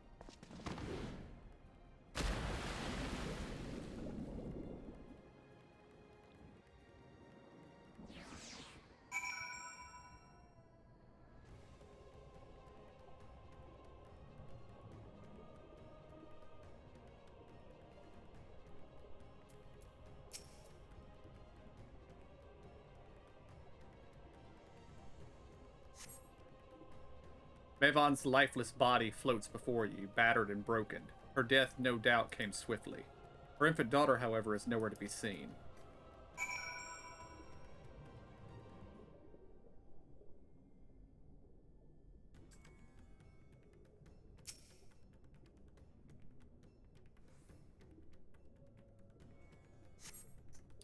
Take the babe in your arms. If she yet lives, you cannot tell, but she will surely not survive unless you carry her to the surface at once.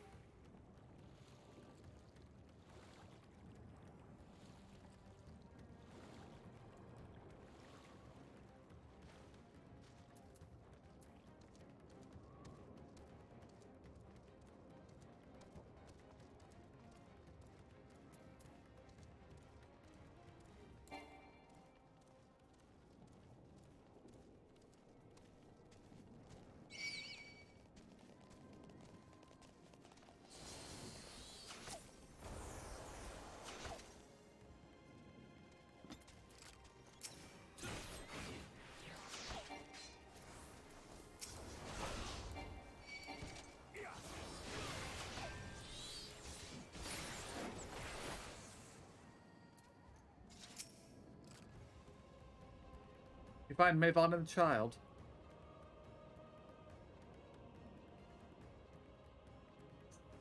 Damn it all. You have the child. Let me see her.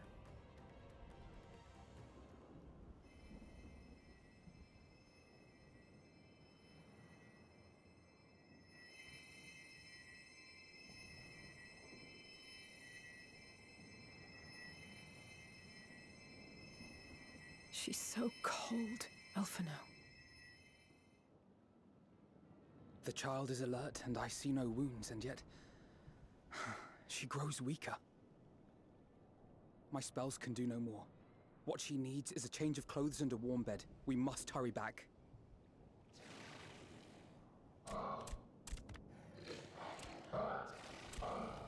Not now! Matsia, take the child.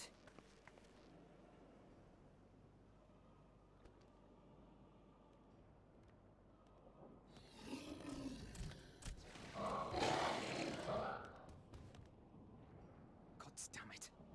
It appears we've made enough noise to be heard for miles around. More will be upon us ere long. We make our stand here. Mattia, can you take her back to the village? But the child, all by myself. You can't be serious. The beasts will follow you home unless we stop them here. And so we shall. Be strong, Matsia. Her life is in your hands. Right.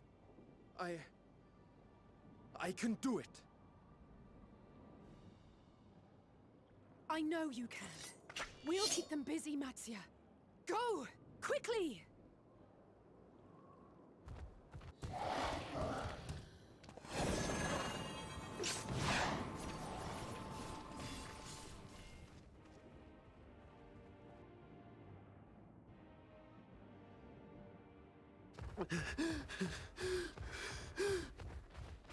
Steady. You know the way.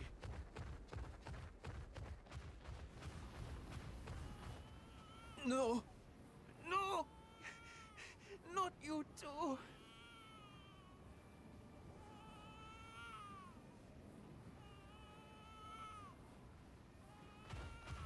Don't be afraid. Don't be afraid. To live is to suffer, to drink of calamity. It is a perilous path. Death lurks in the dark.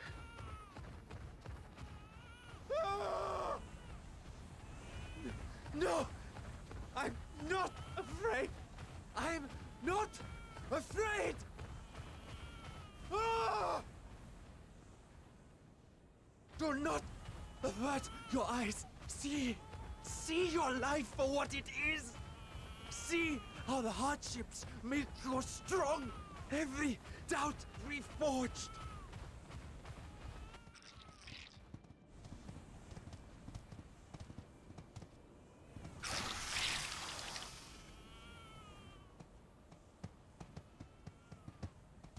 Every agony.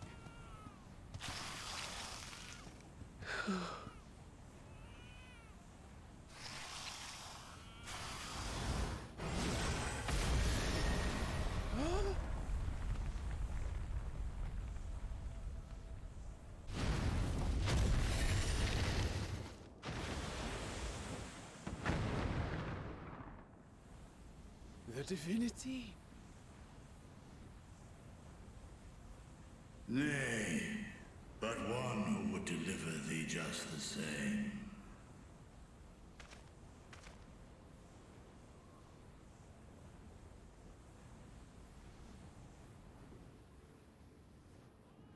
Please. You must save the child.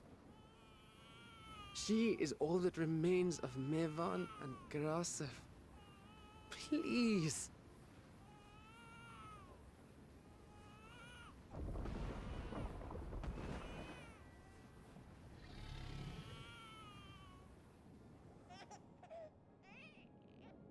Well, well. Seems the babe's taken a liking to you.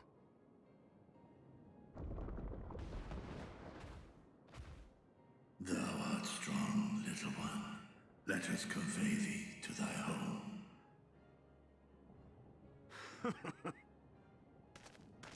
I spied our friends as we flew in. They appeared to be holding their own against the Horde.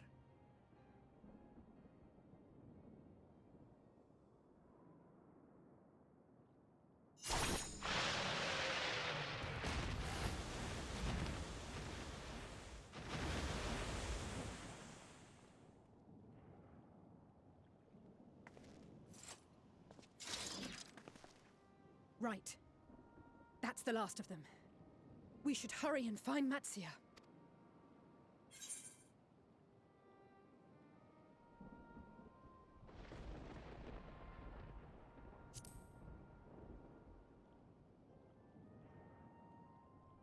Really? How can you be so sure? A fine battle it must have been. Shame I missed it. Estinian, it was you who came to Matia's aid. I was only along for the ride. Vritra was the one who saw the boy was in need. The two are headed back to the village. Where the worm will honor Ahiwan's wishes and finally reveal himself to his people. Perhaps so. Will you go and join them? There's something I need to do first. Mervyn gave her life so that her child might live. She deserves better than to be left to drift alone. She deserves to be laid to rest beside her husband, at least. Will you help me?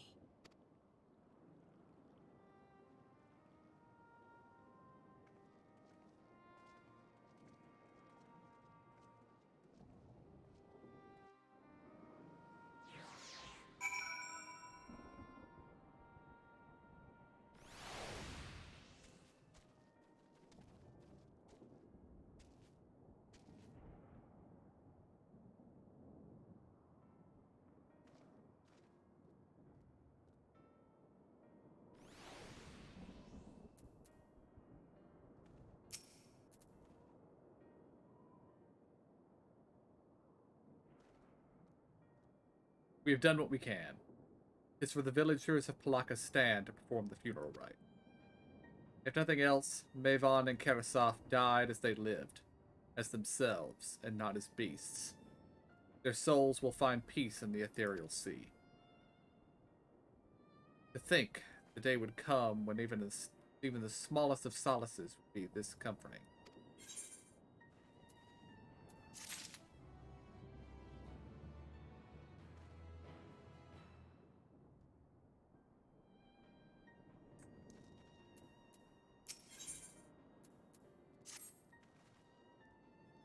You are ready, then?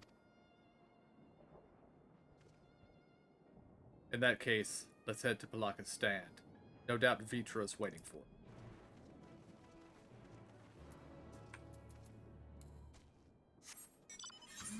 Just throw the bodies in the trunk.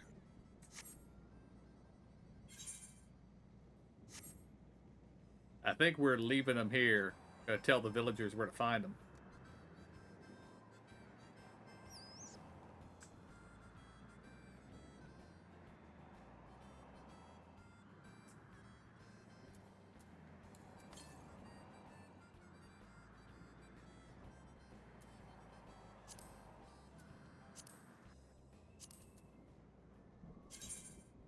Just a moment.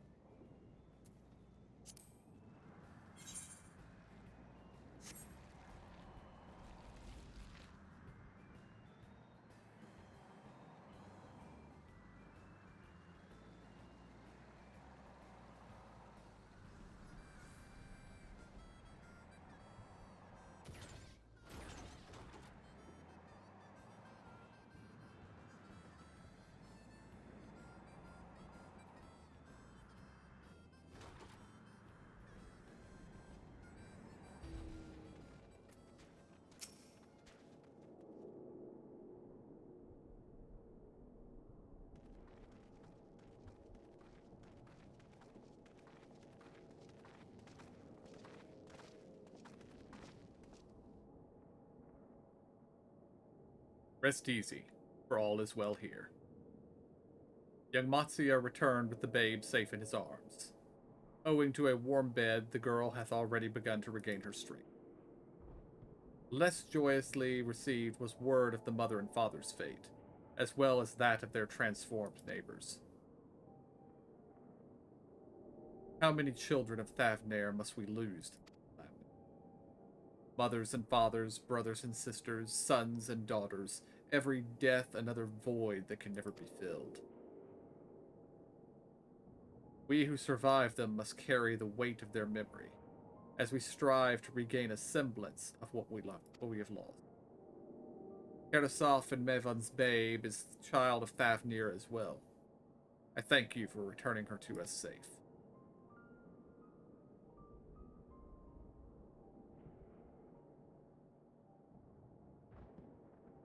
O most great and merciful worm, I have no words to express my gratitude.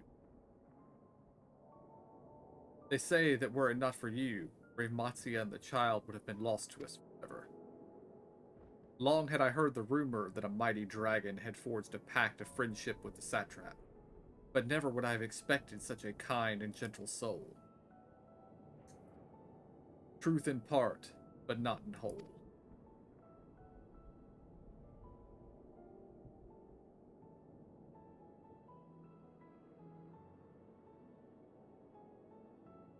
I am Vitra, and for years uncounted hath this isle served as my abode.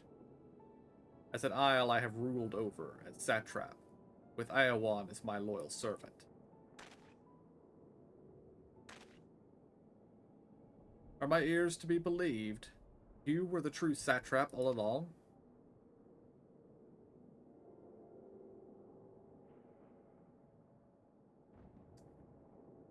Donna, what are you doing here?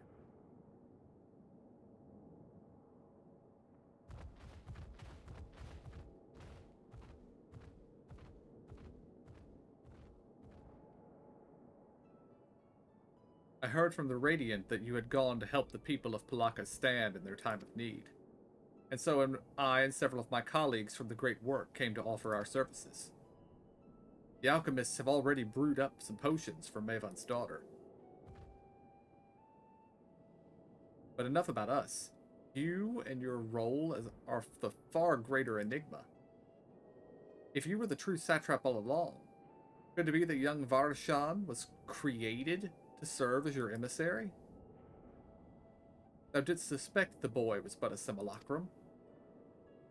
A rumor has circulated for many years around the High Crucible that our most skilled alchemists were once commissioned by the satrap's family in secret to fashion a Mamet indistinguishable from a living boy. Looking at Varshan with that knowledge, I simply put two and two together. I was not alone in drawing this conclusion, but like me, they no doubt recognized that the satrap was using the simulacrum to work more closely with his people, and decided not to press the issue. I had always assumed one of Aowan's associates was manipulating it from afar, though the truth is indeed far more surprising. It is an honor to meet you in flesh, Master Vitra. Pray allow me to express my gratitude. If you had not believed in and given us your scales, I do not know where we would be. Thank you from the bottom of my heart. 'Twas thou and thy fellow alchemists that fashioned the means to unmake the towers. You were the saviors, not only of Razatan, but the star. Far too kind you are. But the star yet waits for salvation. Wants for salvation. Once more will my colleagues and I commit the knowledge of and resources at our disposal to the mission of aiding the people in their darkest hour. It would seem this place is in good hands. I would return to see how Razatan fares. What will you do, Silence? I worry for the survivors we met in Porusa. Shall we pay them a visit before making our way back? In that case, might I ask a favor? Nothing too burdensome, I promise. This way.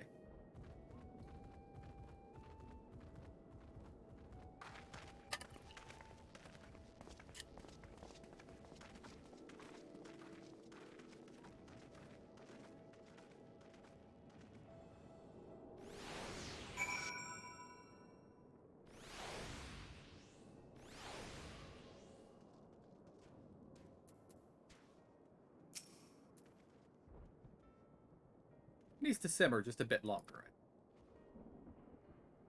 In the meantime, I was hoping I might ask you a few questions. The red sky, these terrible beasts. What in the name of the sisters is happening here in Thavnir?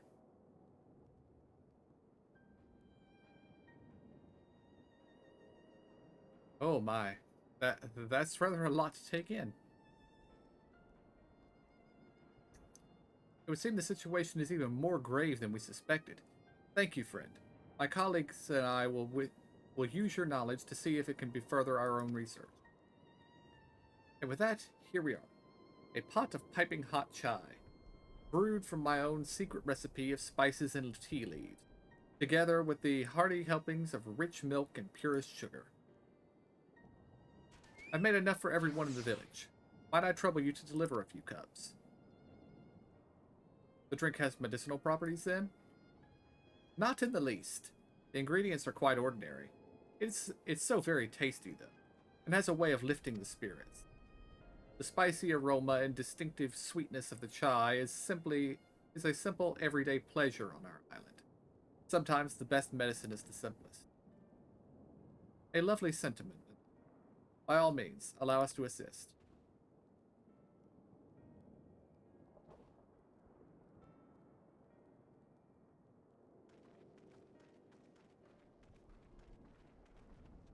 While you lot distribute hot beverages, I'll do a sweep for errant beasts to slay. A far less arduous task, no doubt. When you've finished, look for me at the wakeful Tirana.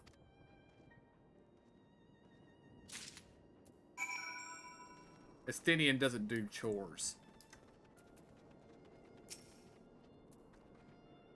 Look at them all lazing about, knowing full well the beasts might strike again at any moment. Do they not realize their lives are in danger? Well, I for one intend to survive.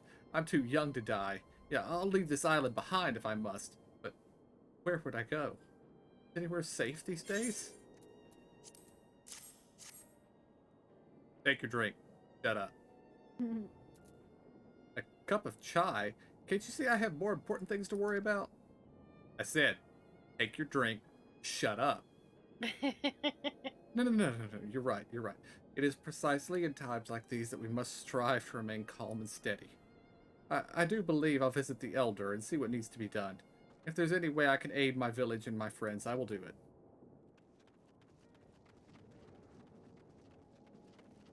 But most importantly, take your drink. Shut up.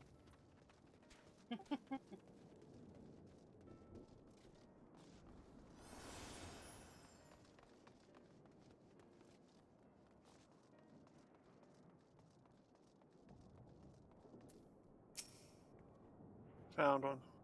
I'm sorry. I just want to be left alone. My best friend and I, we fled the village together. One of the beasts took him, and all I could do to run. All the while, I could hear this monstrous voice screaming my name.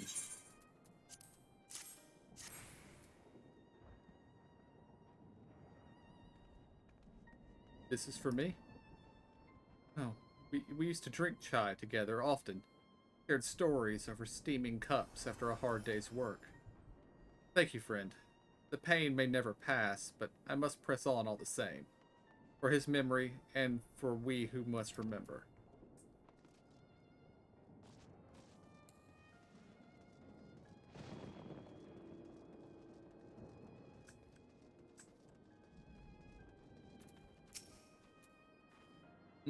Wait, I know you.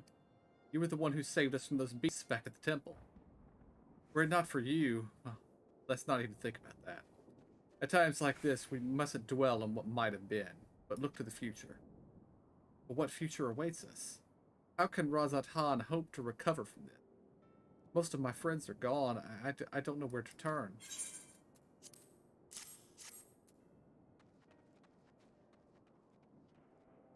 Cup of chai? Oh, you insist. That aroma always has a way of clearing the mind. Come to think of it, we faced our fair share of trials in the past as well. And no matter how hard the times, we've always come together as a people united. One day at a time, one step at a time. That is all any of us can do. Yes. Back to work. Once I finish this cup. Thank you.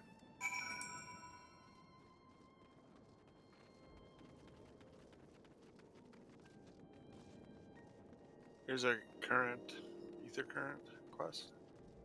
Yeah, there should be 2 of them here. Thank you for delivering the chai.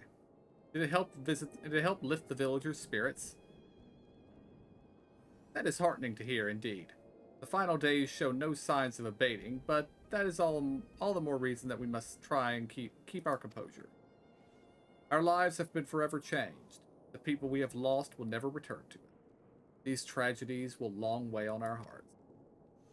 But we have the capacity to live with our suffering, to carry the agony until we too join the fallen in death. It is not a surrender, but a recognition, for it is only in acceptance that we find the strength to move forward.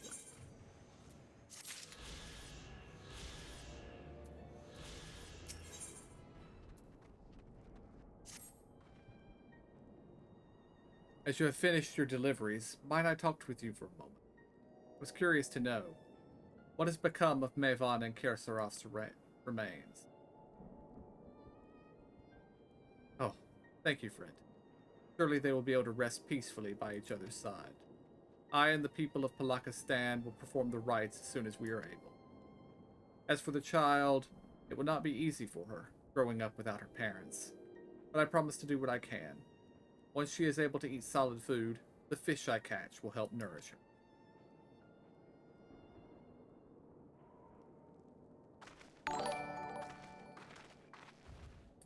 Howdy, Dro. Welcome, Raiders. Well, we finished delivering the chai. Do you believe everyone has a pipe? I believe everyone has a piping hot cup.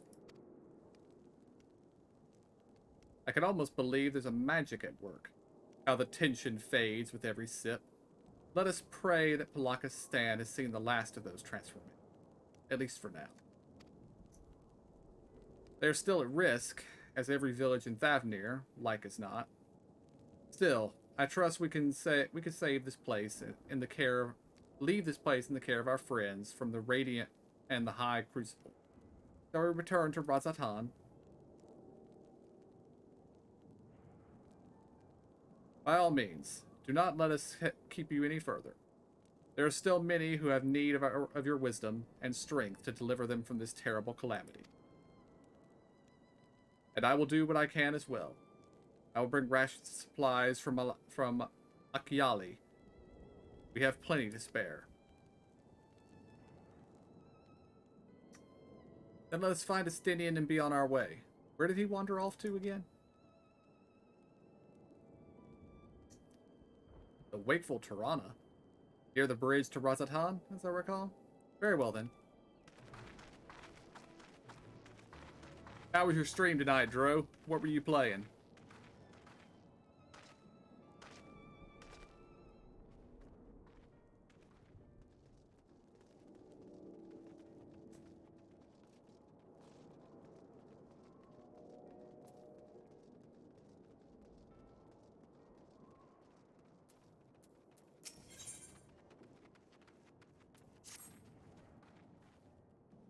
I know we are beset by monsters, beasts, and worse. But if you have even an ounce of strength to give, I would ask for your aid. I am in need of a brave soul to help patrol the area in search of any lost refugees.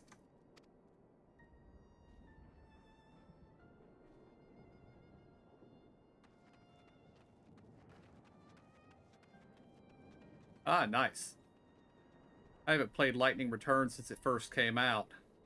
I'm looking forward to playing it again in my playthrough when I catch up to that point. I would ask my brothers and sisters of the Radiant Host, but our numbers have been greatly diminished. It is all we can do to keep the darkness from swallowing the settlement whole. Very good. It shall be heartening to have another warrior by my side. Let us commence at once.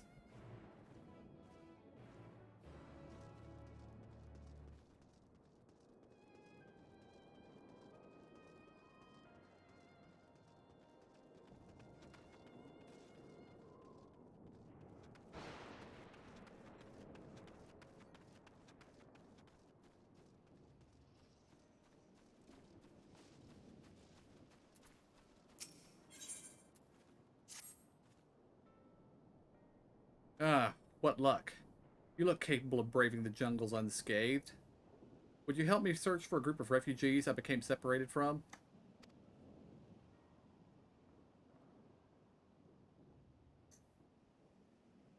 As the chaos unfolds around us, I fled in the direction of Agama Temple, along with few others. There, one of those terrible beasts fell upon us, and I lost track of my group in the chaos.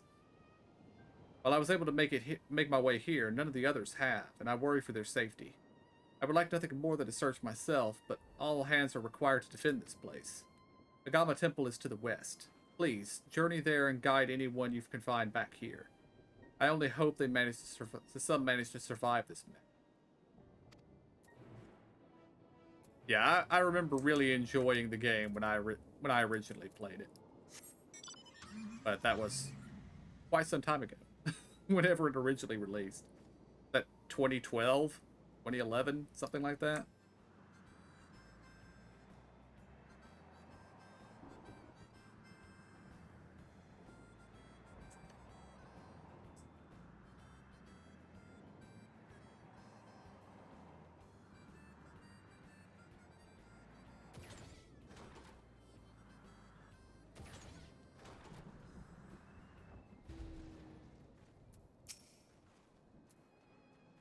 We should begin our patrol by heading south, a route through which many refugees from Yedlamad pass. We will cover more ground if we split into two groups. If you should find anyone in need, go to their aid, and if you discover any discarded effects, collect them for safekeeping. And if you should encounter one of those terrible beasts, slay it where it stands. Once we've made a thorough search of the area, let us rendezvous back here. Godspeed.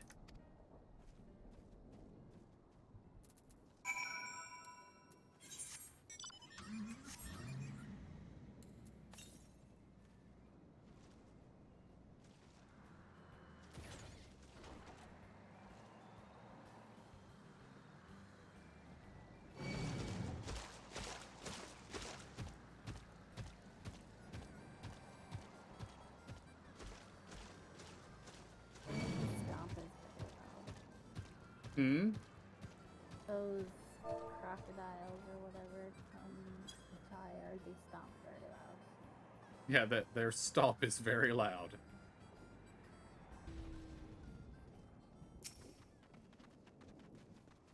At least they only have 4 legs. Yeah. You survey the area but detect nothing out of the ordinary.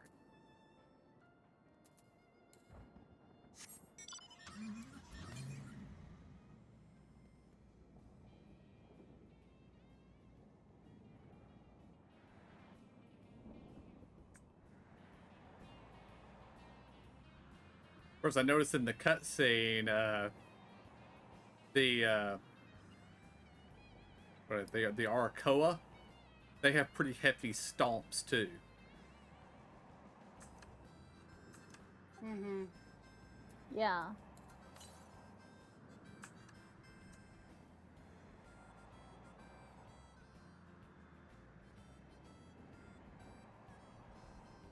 Or I didn't mention it at the time, but good on Estinian for his little talk with Vitra up in the air.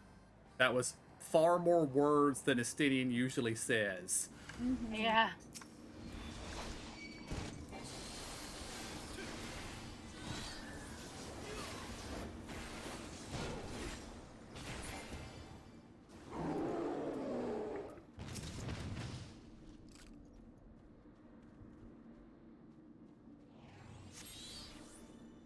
Oh, it's gone. Thank the gods. I would have surely died without your help. What are you doing out here?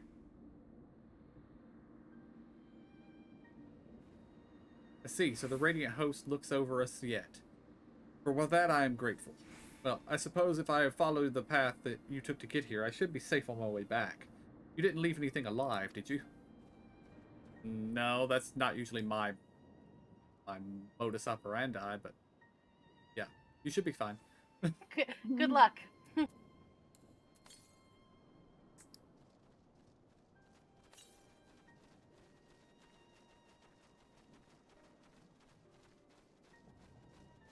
The normal creatures we left, but Yeah, but you can just run from them. They're fine. They'll leave you alone after a minute.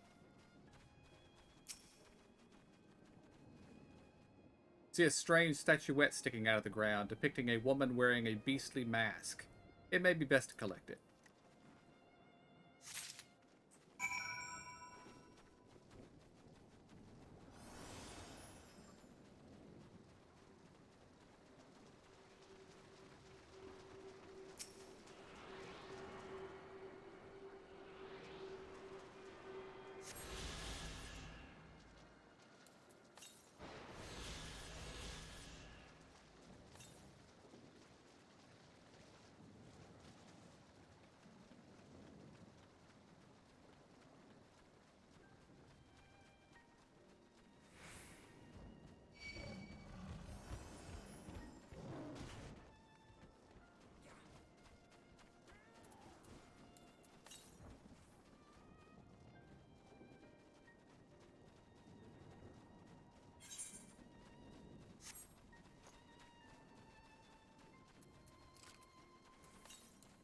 Alright, we have further to travel than I thought. Mounting up.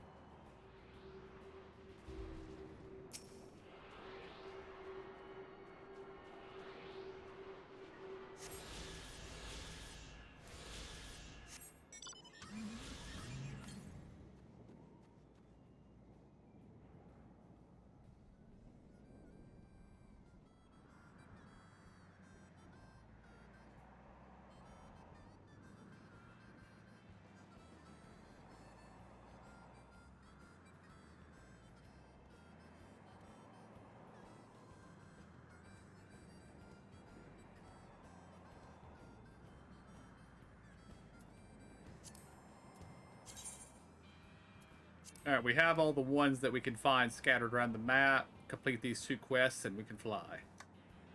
Yay!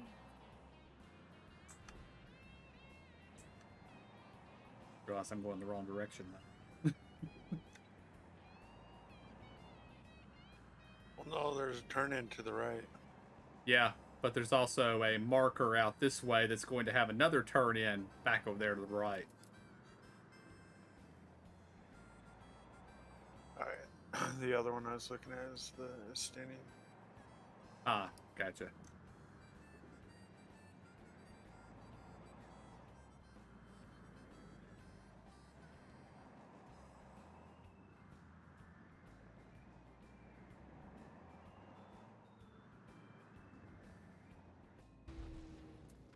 He appears to be alive. I would say he's very fortunate. Who are you? Are you here to save me?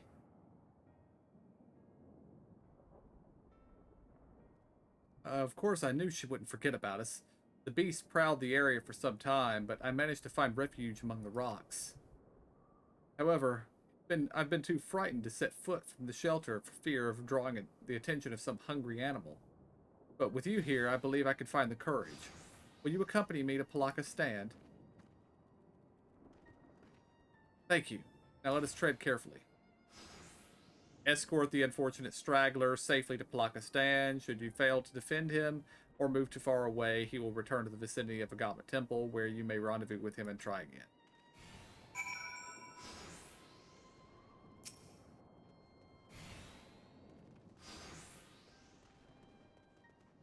Oh no, we can see each other's.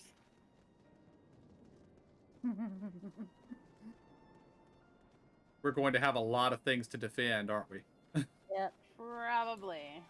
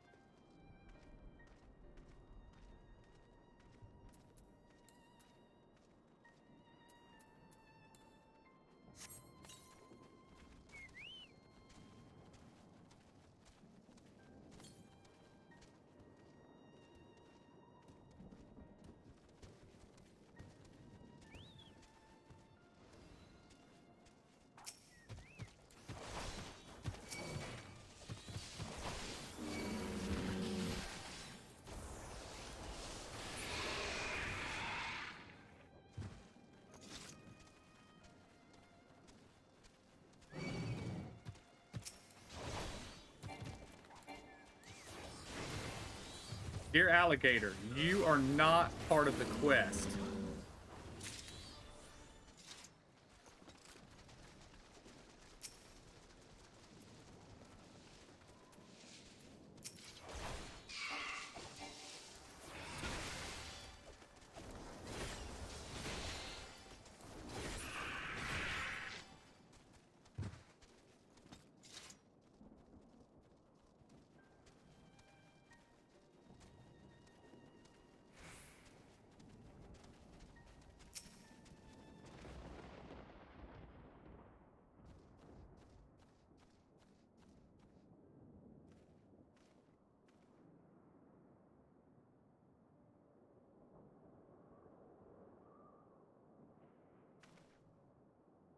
I don't know how to thank you. You've saved my life.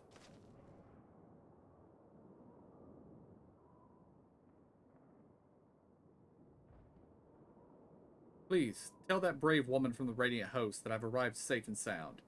I must think of a way to repay your bravery.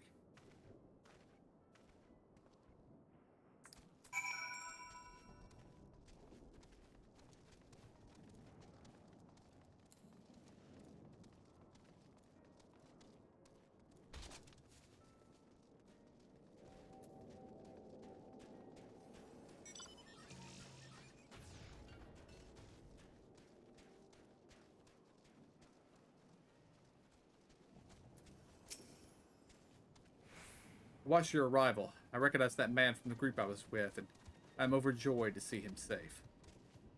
Thank you for escorting him here. Truly, you are worthy of the reputation you've earned. I dare say even a Gamma would have been awed by your bravery. He was a storied medicant from the Arcasodra.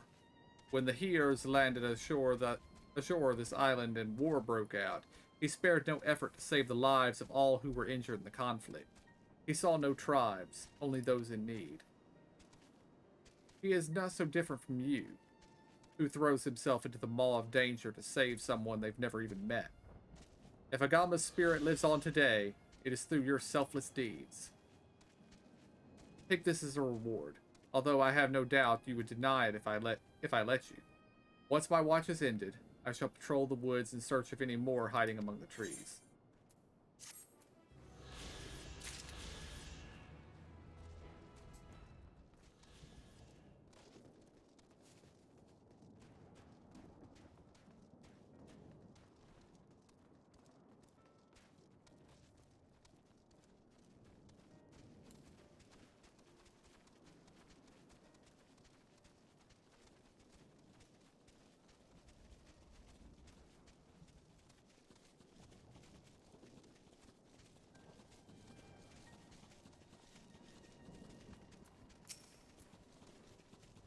Welcome back. I've heard all about your noble deed. Allow me to thank you for protecting those we cannot. I'll add my thanks to hers. If not for you, I'd be nothing but food for the beasts. You've more than earned a reward for your time.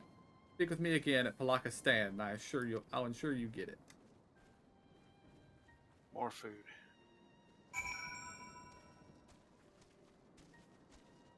And the ability to fly.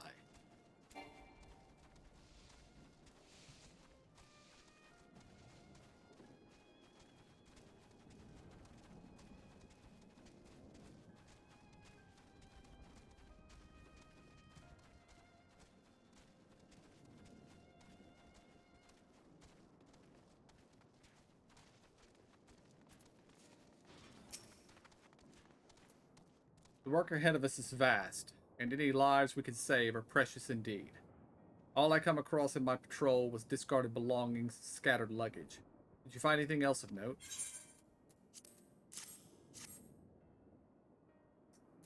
I recognize this figure. Doubtless you are curious as to what it depicts. There's a legend that tells of a Manusa goddess who sought the strength of the Mirga, wrestling her own head from her body and replacing it with the bestial pate of the Mirga. In pursuit of wisdom, did a Mirga do the same, replacing his own head with that of a Manusia. Thus were born divine beings gifted of both strength and wisdom, heralding an age of untold peace. One of the refugees must have dropped this in their flight.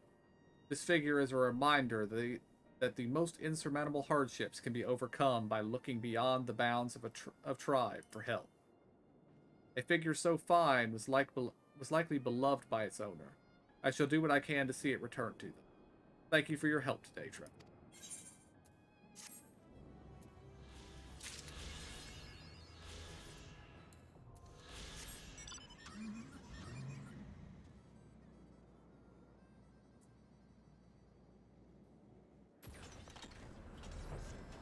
Yay! Indeed. Let us fly. But now we'll be taken out of this area and go into another area where we cannot fly. Almost certainly.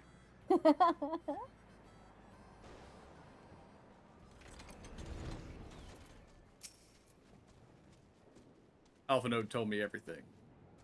Well, glad am I to hear the people are safe.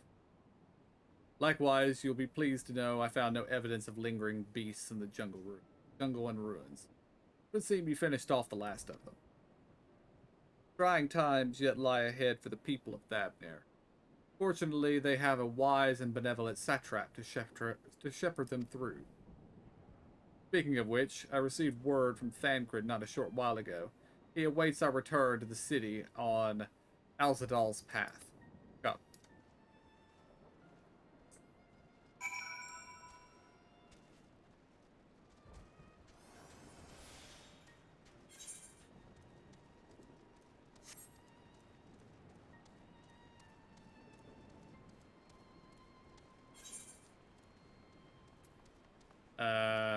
I'm gonna pick one.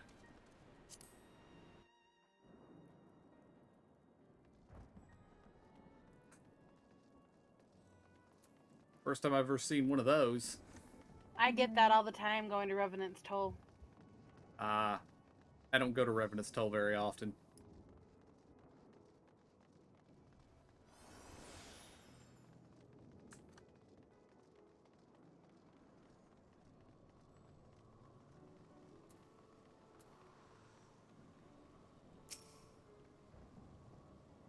It's good to see you safe. Given the skies, 'tis all too easy to fear the worst. I'm pleased to report that we've succeeded in quelling the threat here in the city. The beasts have all been felled, and the citizens are safe for now. I've also heard from the Radiant that an important proclamation will be made in the city square, though they said no more than that. Might you have any idea what this is about? So, Vitra's finally coming out from behind the curtain. Suppose we too should hear what he has to say. The Megaduta then. But before that, it would seem the word of the assembly has not yet reached all the citizens. If anyone along the way seems unaware, we'd best enlighten.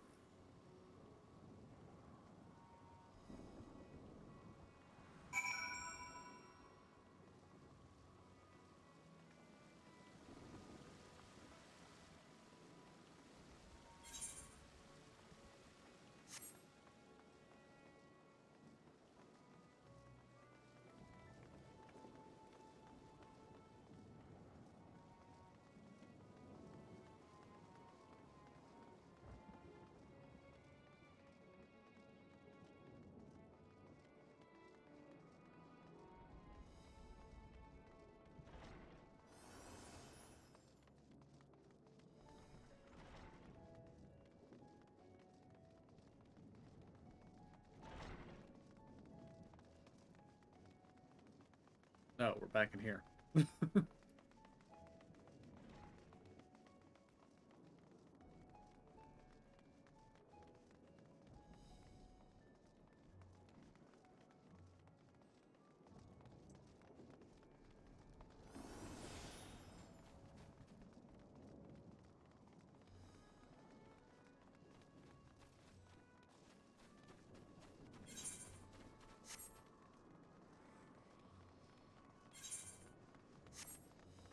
I think we did not go the way the game intended for us to go.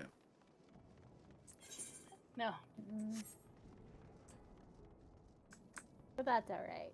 We went the scenic route. Indeed.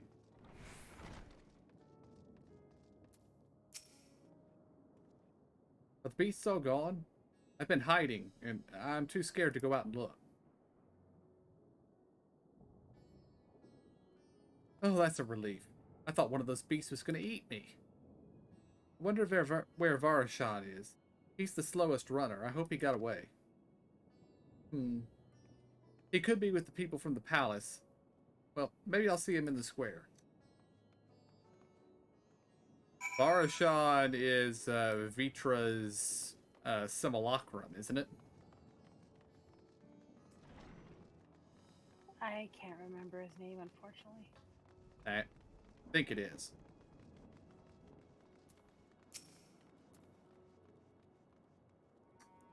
Leave me be, please. I swear to you, my flesh tastes absolutely terrible. Oh, gods, what are you doing scaring me like that? If we're not quiet, those beasts will find us. The square, you say?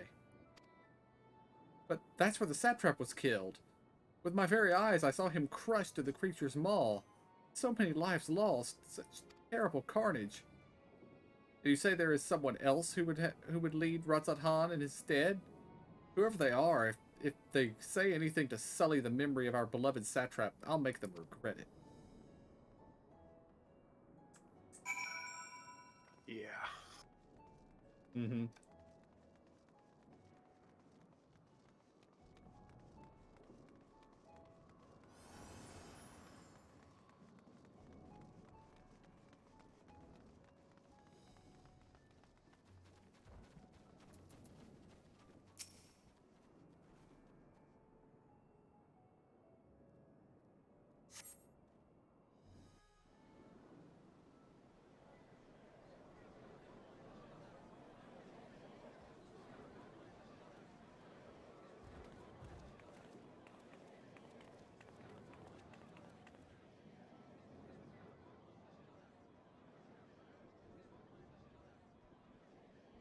Look!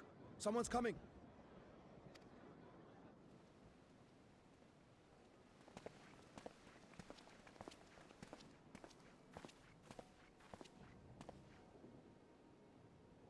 People of Razathan, it warms my heart to see so many brave, resilient souls before me. Today, I would share with you a great revelation.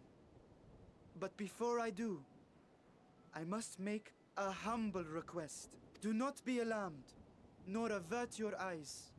See the one I unveil for who he is, and know that he means you no harm.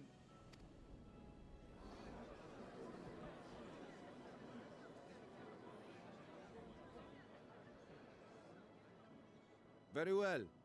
I dare say it can't be worse than the horrors we've already seen. Many thanks.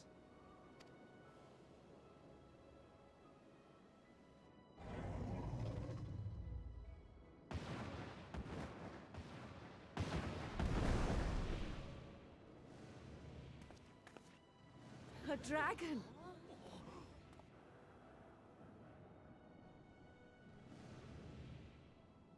Wow!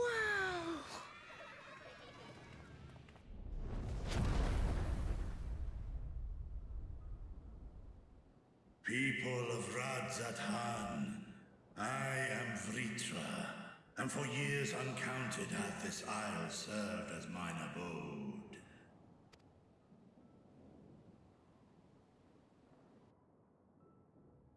'Tis as the Satrap's ally I am known. Today, I would reveal the truth unto you.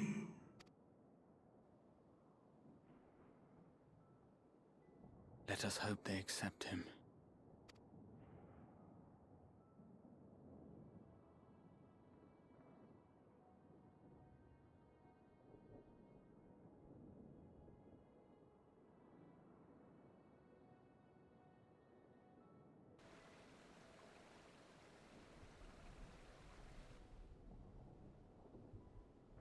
If I am hearing this right, You were the satrap all along?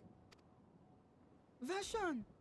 I mean, Master Vitra, does your divine eye really see all? Nay, child. While mine eye hath borne witness to the whole of our nation's history, to its future I am blind as thee.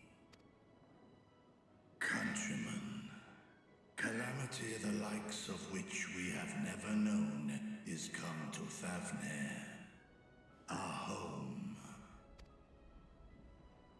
Friends and loved ones have been taken from us. I, too, have lost my closest confidant. Ahawan loved this land and served it with dignity till his dying breath. And for so long, I lacked the courage to face you. I will not easily earn your trust, this I know. And yet, I cannot sit idly by and abandon Radzat-Han to her fate. A font of boundless vibrancy, this jewel of the ocean. Since time immemorial, hath she glittered with every color imaginable.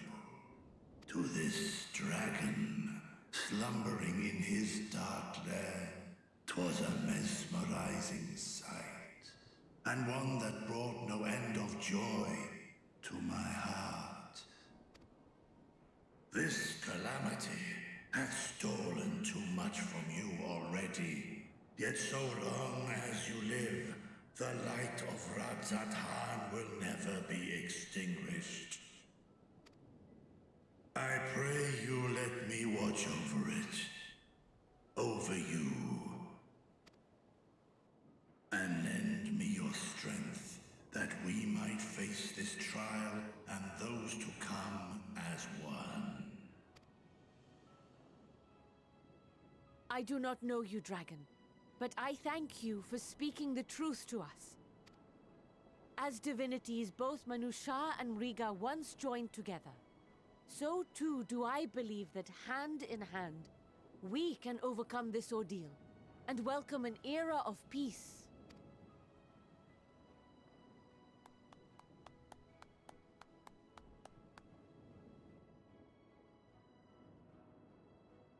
A sight that would have surely brought a smile to Azael's face.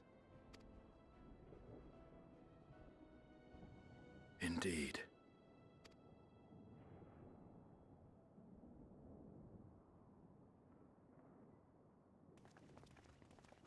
What the hell are they doing here?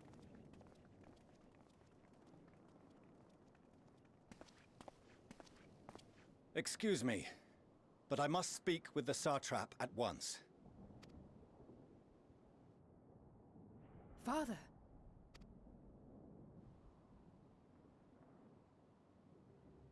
You have suffered dearly of late, yet you must endeavor to look beyond these losses to the future you yet have. On behalf of the Forum of Sharlayan, I come with a proposal by which you, the people of Radzat-Han, might be saved. I say again, I must speak with your Satrap. I beseech you, take me to him with all possible haste. I am Satrap here. Speak thy proposal. All present shall hear and judge.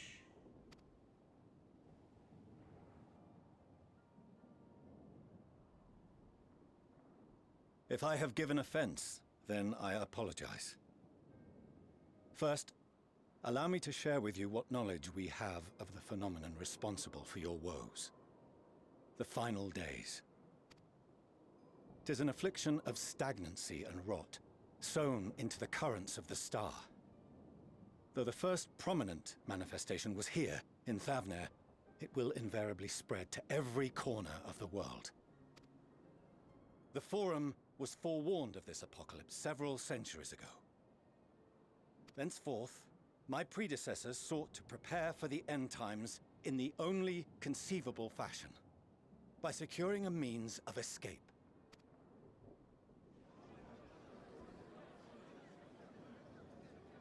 escape this store? What madness is this? 'Tis by no means madness. With the coming of the 7th umbral calamity, the true nature of the Red Moon, Dalamud, was revealed. That it was an artificial construct of ancient Alag. But what of the Silver Moon? This celestial satellite is yet another technological marvel fashioned and maintained by ancient allies. A ship that will sail the heavens and deliver our people from destruction. And by our people, I speak not only of Sharlayan. We mean to save every man, woman, and child it is within our power to save. Including you, our dear friends of Radzat Han. Recent events necessitate adjustments be made, and quickly, but we can and will escort you safely to the moon.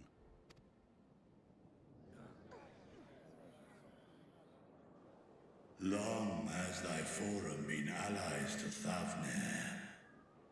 I trust thou dost not extend this offer lightly. Yet I wonder, is this truly the way? Is there a future to be built for us beyond this star our father deemed the last bastion of hope? It is for that very reason I come before you and your people. To answer any and all of your questions.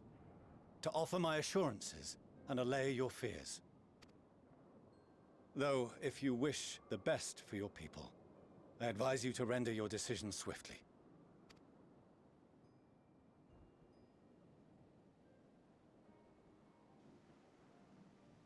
Show our friends to Megaduta. They are to be received as honored guests.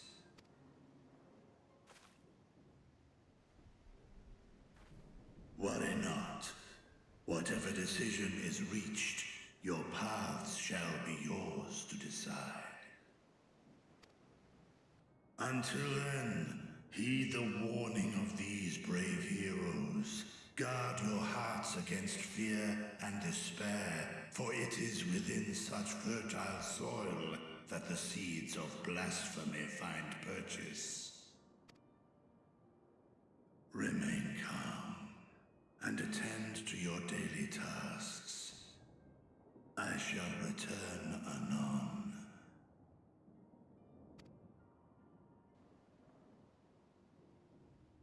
We'll do as you say, Master Vitra. We believe in you.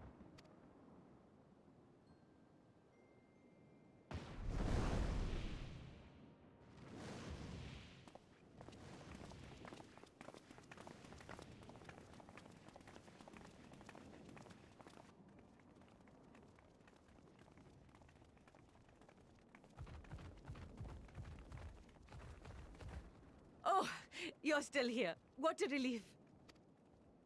Nidana, what's the matter? Has something happened at Palaka's stand? Oh, no, not that I know of. I just hope to hear your thoughts on a theory of mine. All who undergo the transformation are drained of their ether, yes? What is it then that gives these beasts the strength to carry on as they do? Logically, they must be drawing upon an alternate form of vital energy. That put me in mind of our earlier conversation, when I tried to explain the essence which many confuse with ether. Akasha. Yes, I remember. The unseen gift bestowed from on high. An energy influenced solely by emotion. Yes, yes. In this instance, negative ones set Akasha into motion, thereby infusing the beasts with vitality. I posit this as the mechanism by which the beasts are born and sustained. Ah, do you still have that flower?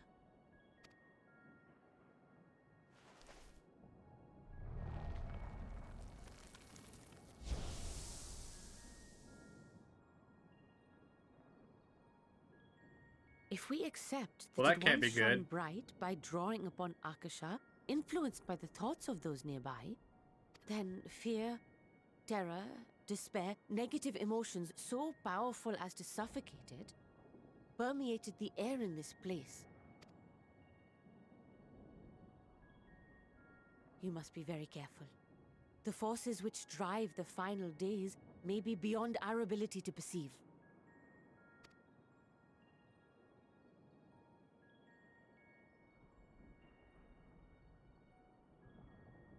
Sorry, I didn't mean to scare you like that.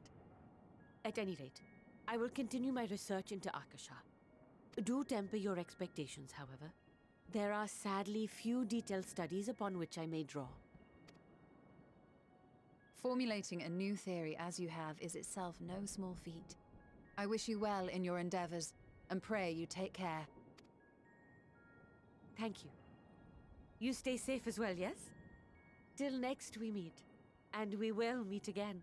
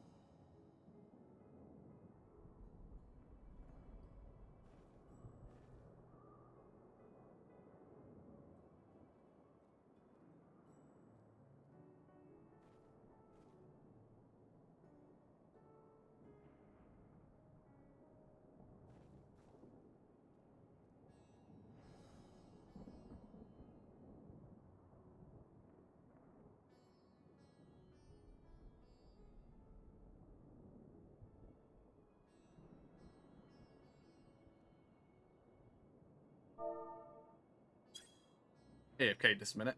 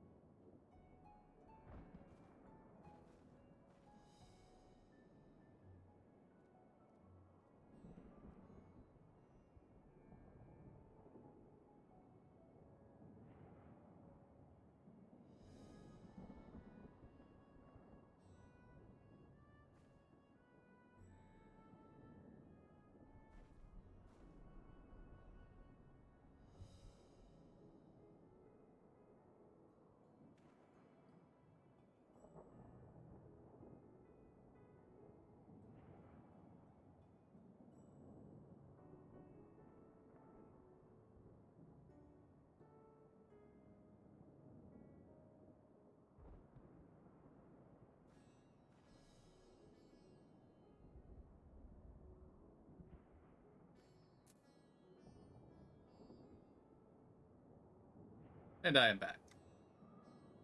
Welcome back.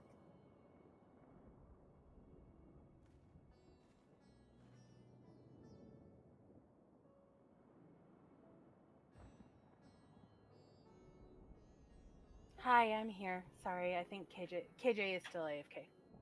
Yep.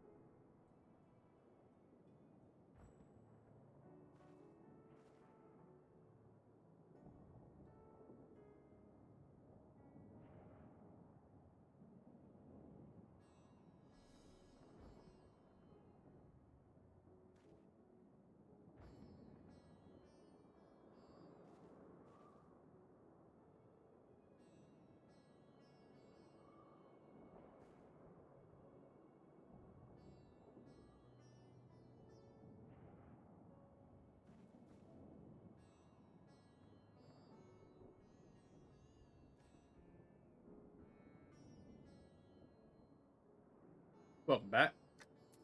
Hey, I'm going to suppose that it's a bad thing that our magic god flower just crumbled to dust. Yeah, not Yeah. great. Yeah.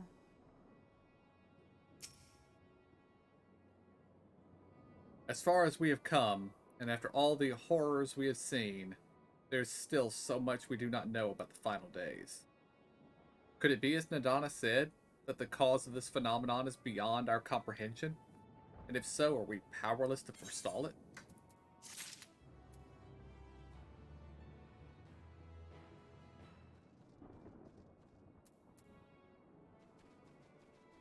Also, I thought Fortuneau was supposed to be a excellent debater and speaker and all this sort of things.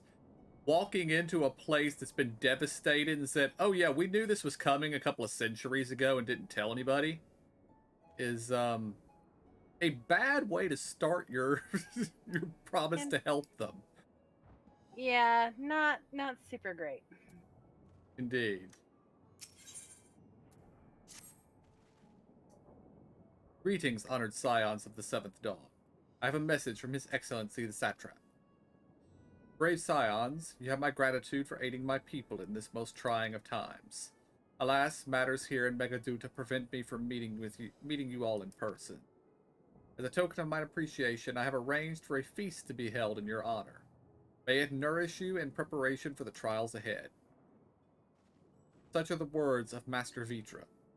The feast he speaks of awaits you in Mehrid's Mahane. Pray make your way there whenever your business here is done. We thank you for your kindness. Indeed, I was hoping we might find a place to discuss our next course of action, and that seems an ideal venue. Ah, and to you. There is something we had hoped to introduce to you in particular. While I am loath to detain you further, might you spare a moment of your time? A personal invitation, knowing full well your services are in the highest demand right now. This must be important. Worry not, we'll save some food for you, so take all the time you need.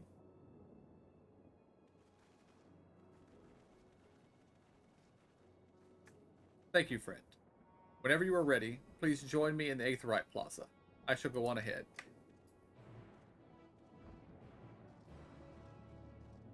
I'm gonna open it up finally. Huzzah, huzzah.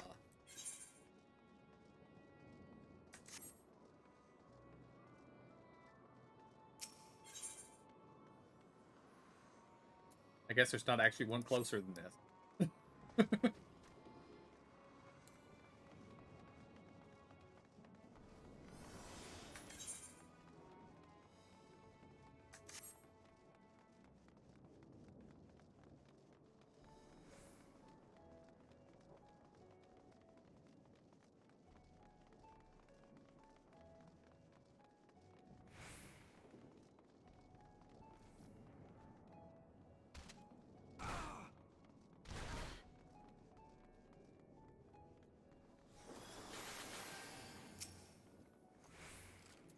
Access to the Aetherite you see there has been restricted to a select few ever since the tower first appeared. We sincerely apologize for the inconvenience, but it was deemed too dangerous to permit the free movement of visitors at a time of emergency, a risk we could not take. In light of recent developments, however, the Satrap has decided that such restrictions would only hinder our efforts to combat the final days. As such, I would encourage you to attune to the Aetherite before proceeding along the corridor.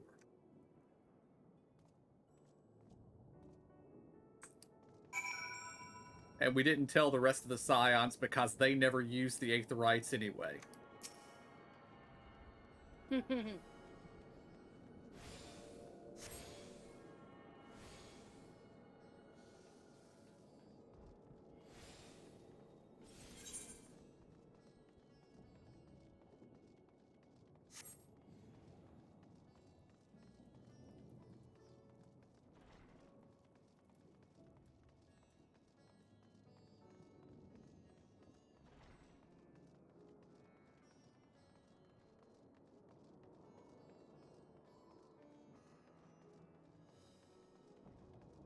We just attuned to it. Huh? The aetherite, we could have jumped over here like I did. Oh. True. Ah, you must be wondering what this place is. You stand at the Hall of the Radiant Host, from where our leadership oversees all Radzat Han's military operations. Sundrop, our destination, lies just ahead.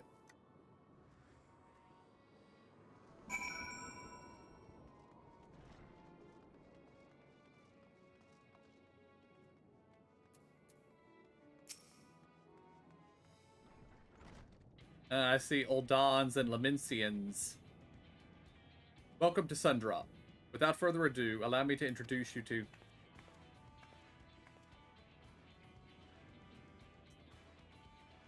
Oh, so you're the famous warrior of light, eh?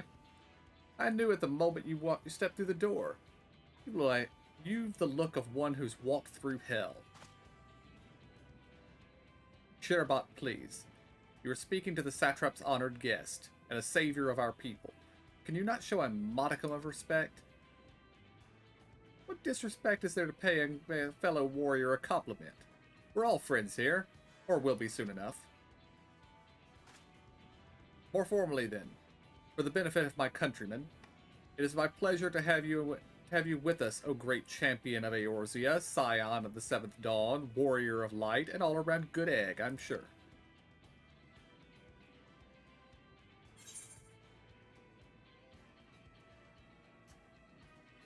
Okay, I want to go with number 3, but I'm going to go with number 2.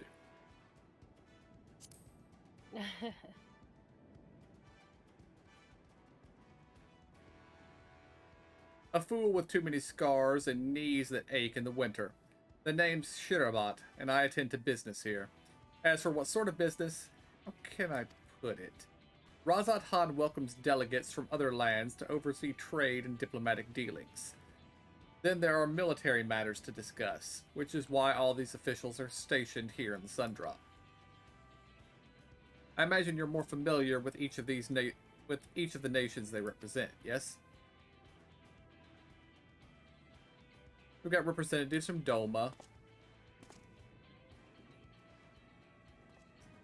Uldan Alamigo,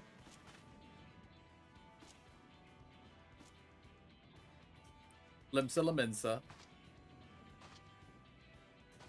Their uniforms are a lot cooler than normal Grand Company uniforms. Yes. Gridania. And last, but never let it be said least, Ishgard. They're the eyes, ears, and mouths that bridge the distance between Radzat Han and their respective homelands.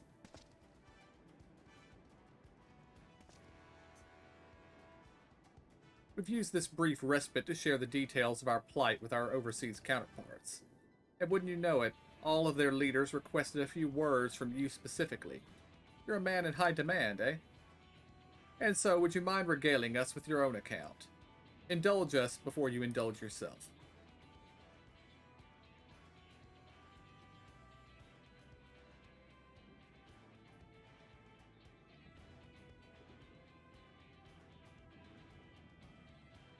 Thank you for the report. Conditions under which men have turned to beasts, the etherical anomalies you've observed, you have given us much to consider. It is concerning that the first transformation apparently occurred before the skies turned red. It is contrary to what one would expect. Thankfully, the information you conveyed to Lucia upon your return from the moon has already proved invaluable. As soon as reports of the calamity here in Thavnir reached the Grand Company of Eorzea and our Far Eastern allies, our leaders knew at once that the final days were indeed upon us. They began taking steps to assess the extent of the phenomenon's spread. Our agents were able to confirm that, for the time being, the skies burn only over the Bounty, including this island and Corvos. Alas, this is of little comfort. Aye. All throughout Allied lands, there have been reports of people transforming into hideous beasts. From what we have learned, these incidents are similar in nature to that involving the merchant Khazal. As was the case here, the victims underwent the change prior to the heavens being set ablaze. And so, while the burning skies have yet to manifest beyond the bounty, transformations do not appear to be subject to any similar restriction. If anyone anywhere overcome by despair can turn, then nowhere is safe. That's about the size of it. Speaking of which, we ought to give these creatures a name, don't you think? Here in Razat Han, we've taken to calling the first to change, which tend to be the biggest, blasphemies. As fitting a name as any. To ensure clarity in future communications, we shall urge our comrades to adopt this terminology. Our leaders have taken measure to deal with the threat, to the best of our abilities.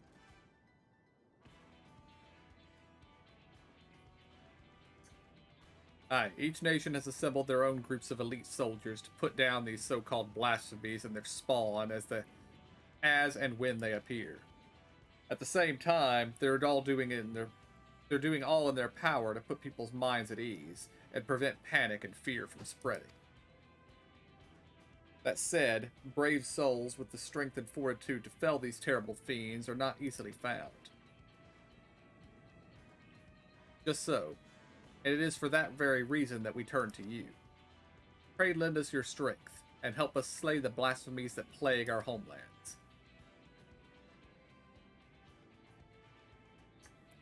Now, you don't have to give your reply before dinner. I should also mention that each blasphemy seems to possess wildly different characteristics. What works well against one may serve you poorly against another. So, before you go rushing off to save everyone's day, have a word with the delegates. They'll tell you what to expect.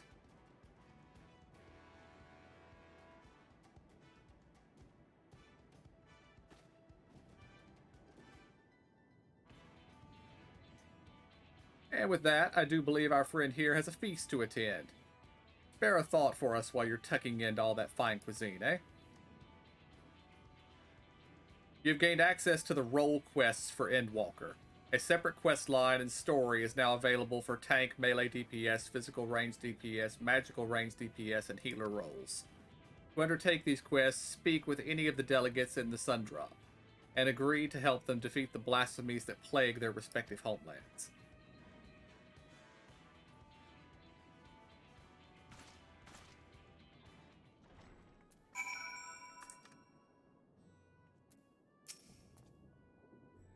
Pray forgive Shirabat her rudeness. She can be a bit boisterous at times, but it is simply her nature. Anyway, my apologies for keeping you from your hard-earned rest. You'll be rejoining your companions, yes? Do you know the way to the Mehane?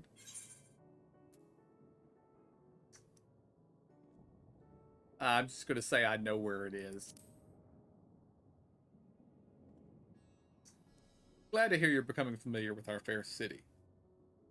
You'll be pleased to hear that all the drinks are on the house, so order whatever suits your fancy. And with that, I must return to my post. On behalf of all the Radiant host, I thank you and your friends once more for lending your strength and courage to Razat Han in our time of need. We shall endeavor to fight the good fight to the end, that we might honor Arwan's legacy, and serve Master Vitra as well. You have my word that your efforts will not be in vain.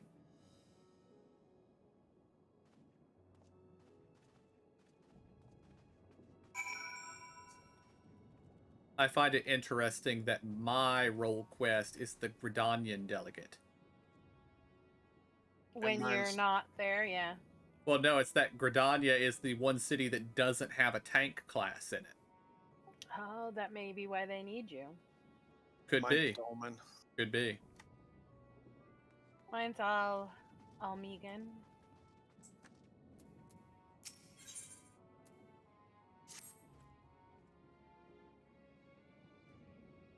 I've come on behalf of the Twin Adders to enlist the aid But of with them all accomplished being fighters. red, I assume we can, once we get high enough level, we'll switch over. Well, I see. Each one of these is a particularly different role, so you have to be in the class that can do that. The aid of accomplished fighters. The small folk cower in their homes for fear of unprecedented threat to the Twelves Wood. a blasphemy. It strikes quickly and with deadly precision before returning to the shadows whence it came. Try as we might, we have yet to devise a means to track it, much less slay it. Several brave souls search for it even now, but their chances would improve greatly if they had a stout protector by their side. Judging by your reputation, I dare say you're precisely the man we seek. What say you? Will you serve as the shield that stands between Gridania and certain doom?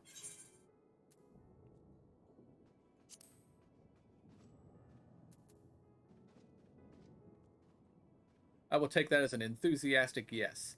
Make haste to Adder's Nest and report to my superior. All Gridania shall pray for your success. I will probably be doing that quest off stream, though. So.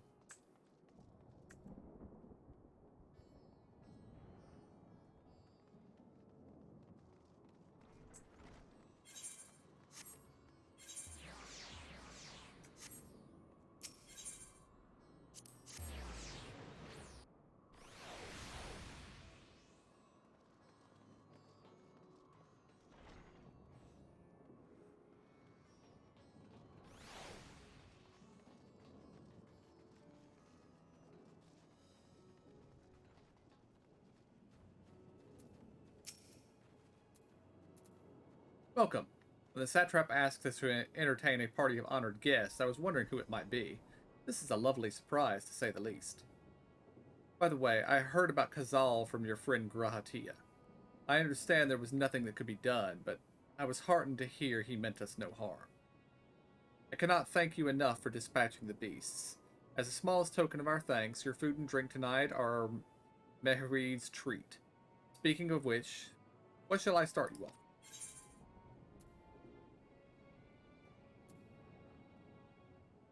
I think I'm going to take the chai.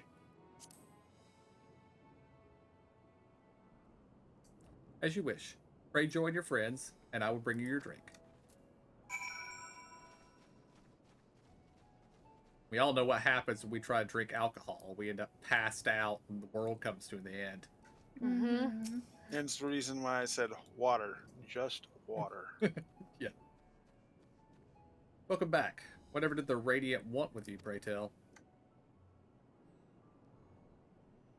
Our allies have sent military delegates. That's news to me. Mind sharing the details?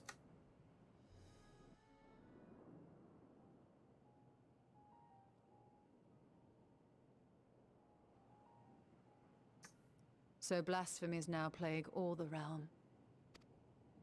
It will only get worse if what Father said is true, as it did in Amarot. If that's our model, then shouldn't we expect the effects to grow more severe as it feeds off its own spread? As if people transforming into those monstrosities wasn't bad enough.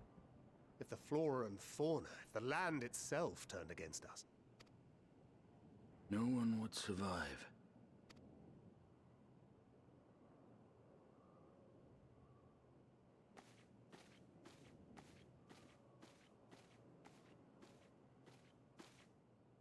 Here's your order, friend.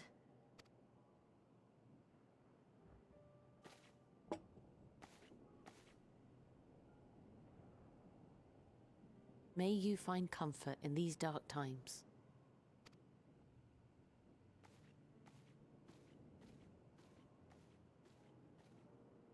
Where do we go from here? If there's one thing we've learned, fighting blindly and simply reacting to what comes will accomplish nothing. We must find a solution that addresses the fundamental cause. Before our strength is exhausted, before this crisis spirals out of control. Is there something, anything we've overlooked? If there is an answer, Hydaelyn herself will have it. 'Twas she who bound Zodiac and forestalled the final days. Alas, we have heard naught from her since the Tower of Babel. Whether she cannot or will not speak, I can only speculate. Even the flower she gave us is no more.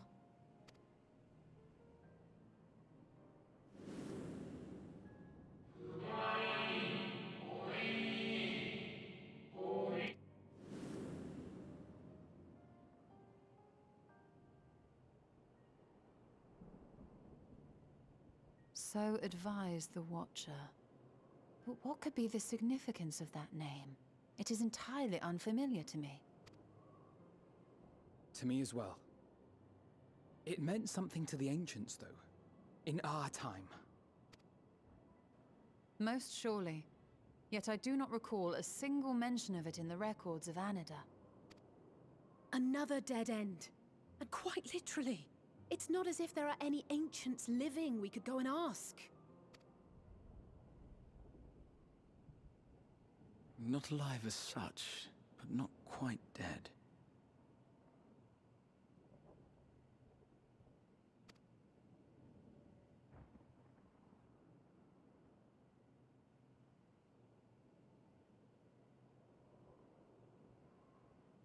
Elidibus. I sealed him in the White Horus site of the Crystal Tower back on the first.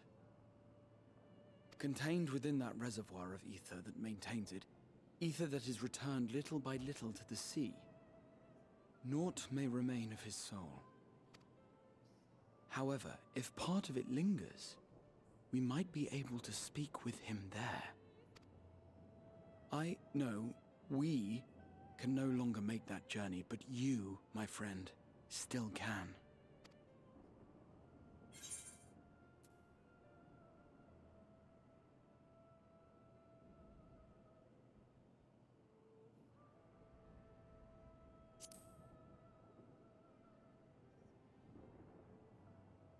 Yes, we can but act and hope for the best. If nothing else, should we learn the First is safe, we'll have that much more reason to keep fighting the good fight. That said, the odds are not in our favor, to say the least. Which is why we're fortunate to have Urianger up there on the moon, working hard to make all the necessary preparations for our departure, should it come to it. And why we have nothing to lose by staying the course till the last instant. Indeed. To the last, let us all do what we can. I will consult with Master Matoya and see if she knows of a way to reach Hydaelyn from the Ethereal Sea. And I will visit the nation's leaders and attempt to ascertain how far the final days have progressed elsewhere. Keep me abreast of your findings.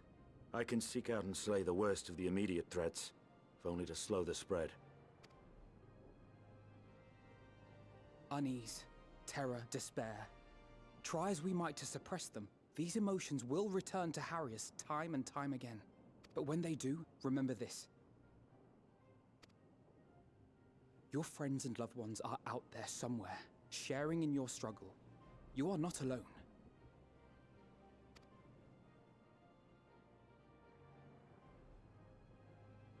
So ends the brief respite before the next revelation. Yes, so much left for you to see. Where beginning ends, and end begins.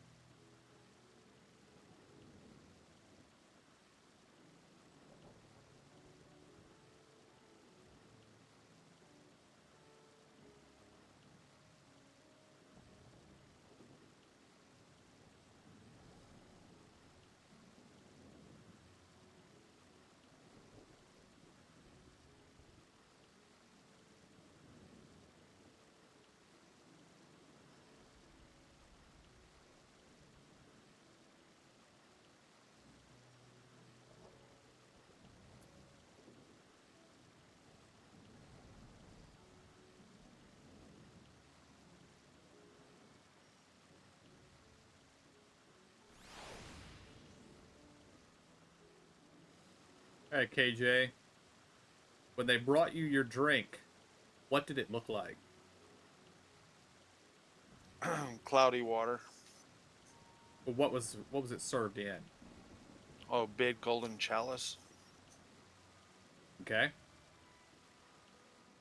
What did Emo or Zora take? I did the chai. I did the chai, yeah. Okay. And it was served in a multicolored mug with a coffee-looking liquid in it. Yeah. Okay. I just noticed that Alize and Ishtola had the same glass in front of them. I wasn't sure what anybody else had, though. Because the only one I saw was what was in front of Graha Tia, and it just looked like a cup. So. Yeah. Now then, is there anything we've forgotten to mention? Are your arms and armor in good order?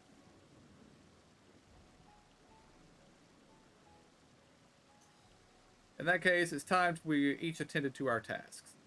And when you arrive on the first, give my regards to Reen. Tell her I miss her.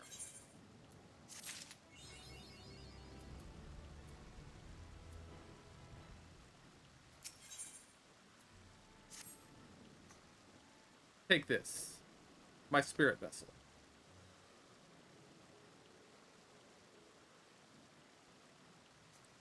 Empty now, of course, but it should allow you to operate the tower's systems in the umbilicus. Even the smallest fragment of Elidibus' essence remains. It should be possible to locate it. As for access to the umbilicus, pray seek out Lena for assistance. Chances are she still stands watch over the Ascensor Gate. Should she or anybody else ask after me, tell them I am living my life to the fullest. That I am happy, hardships and all. Well, we had best be on our respective ways. God's willing, we will see each other again ere long.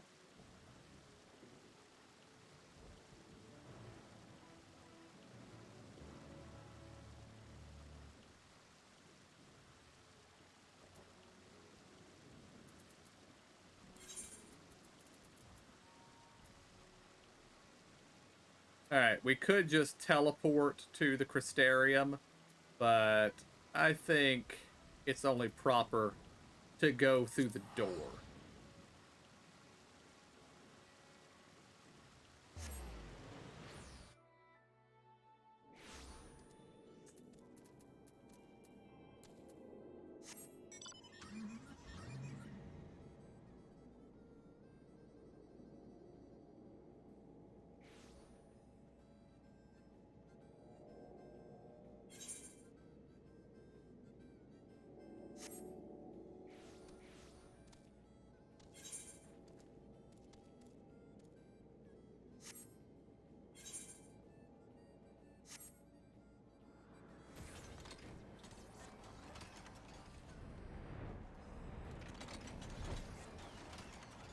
That is, of course, assuming the door is still there.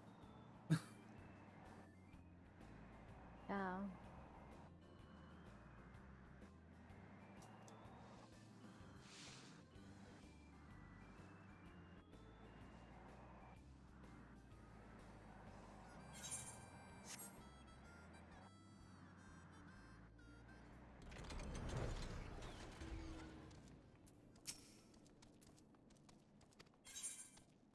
No, that's not where we need to go.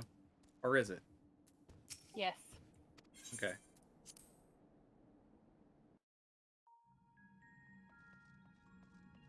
Yes it is.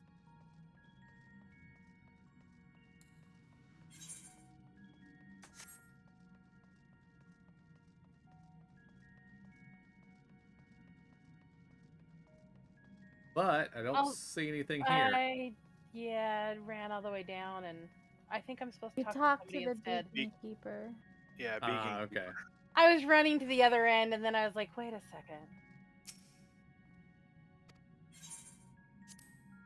Okay, yeah, that works.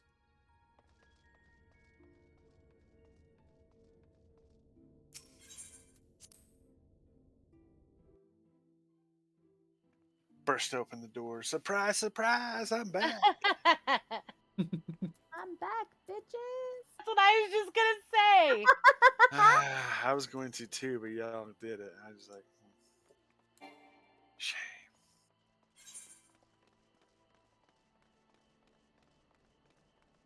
so quiet. Mm-hmm.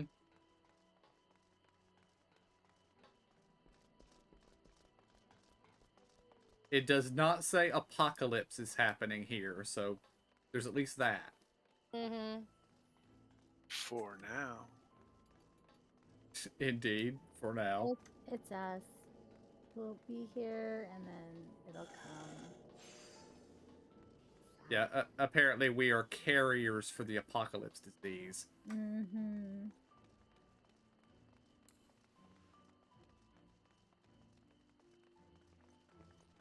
We should have taken the crystal. This is true. Yep. I wonder how long we've been gone. Oh, yeah. Is time still passing 1-to-1 here, or is it going faster than that? I was just here the other day.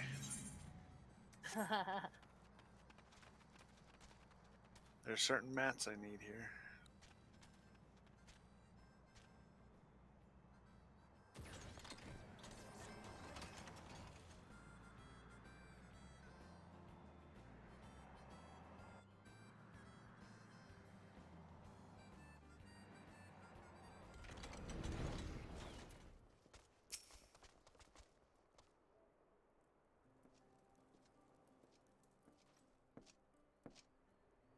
You are returned.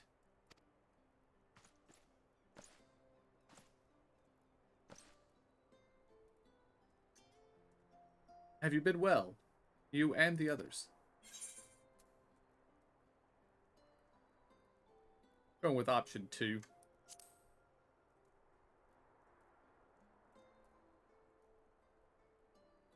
Then things are much the same for you as they are here. My lord is doubtless enjoying himself.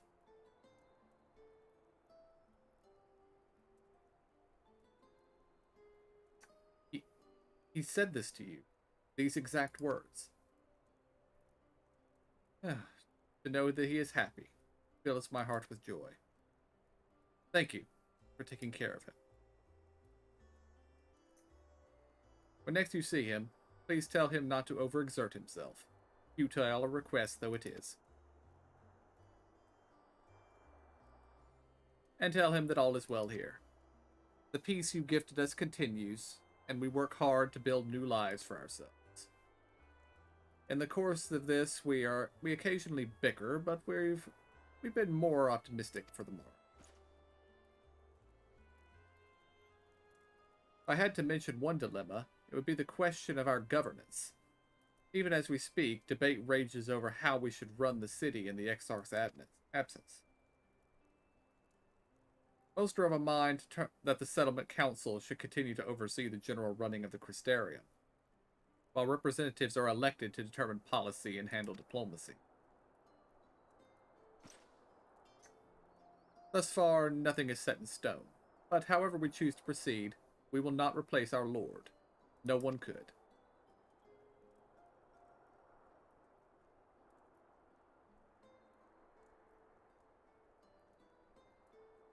Have you recently observed any unusual phenomena? No, I cannot say there have been. Curious that you should ask me this question, though. Some days ago, Reen came and asked that very same. She was rather unsettled, in stark contrast to how cheerful she has been of late. Reen has been dedicating herself to the restoration of the empty. Though it will take many long years, the goal seems to have been given her a newfound sense of purpose and fulfillment. So when I saw her in a state of such worry, I couldn't help but feel worried in turn, especially since she wouldn't tell me what troubled her. I dare say she would be more willing to confide in you. May I ask you to broach the subject with her?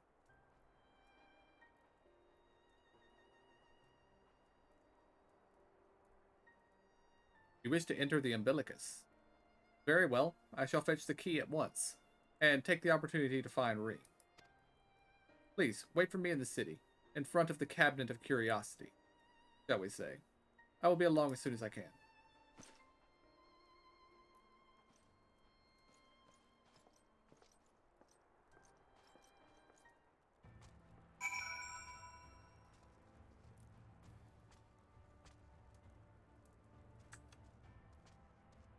Alright. I guess we've probably reached the spot where we probably need to stop for the night. Okay. So, we'll pick up here tomorrow. Just 1 second, I'll wind down the stream.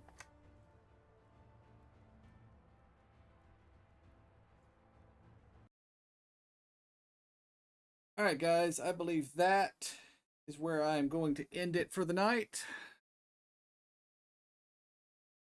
And let's see.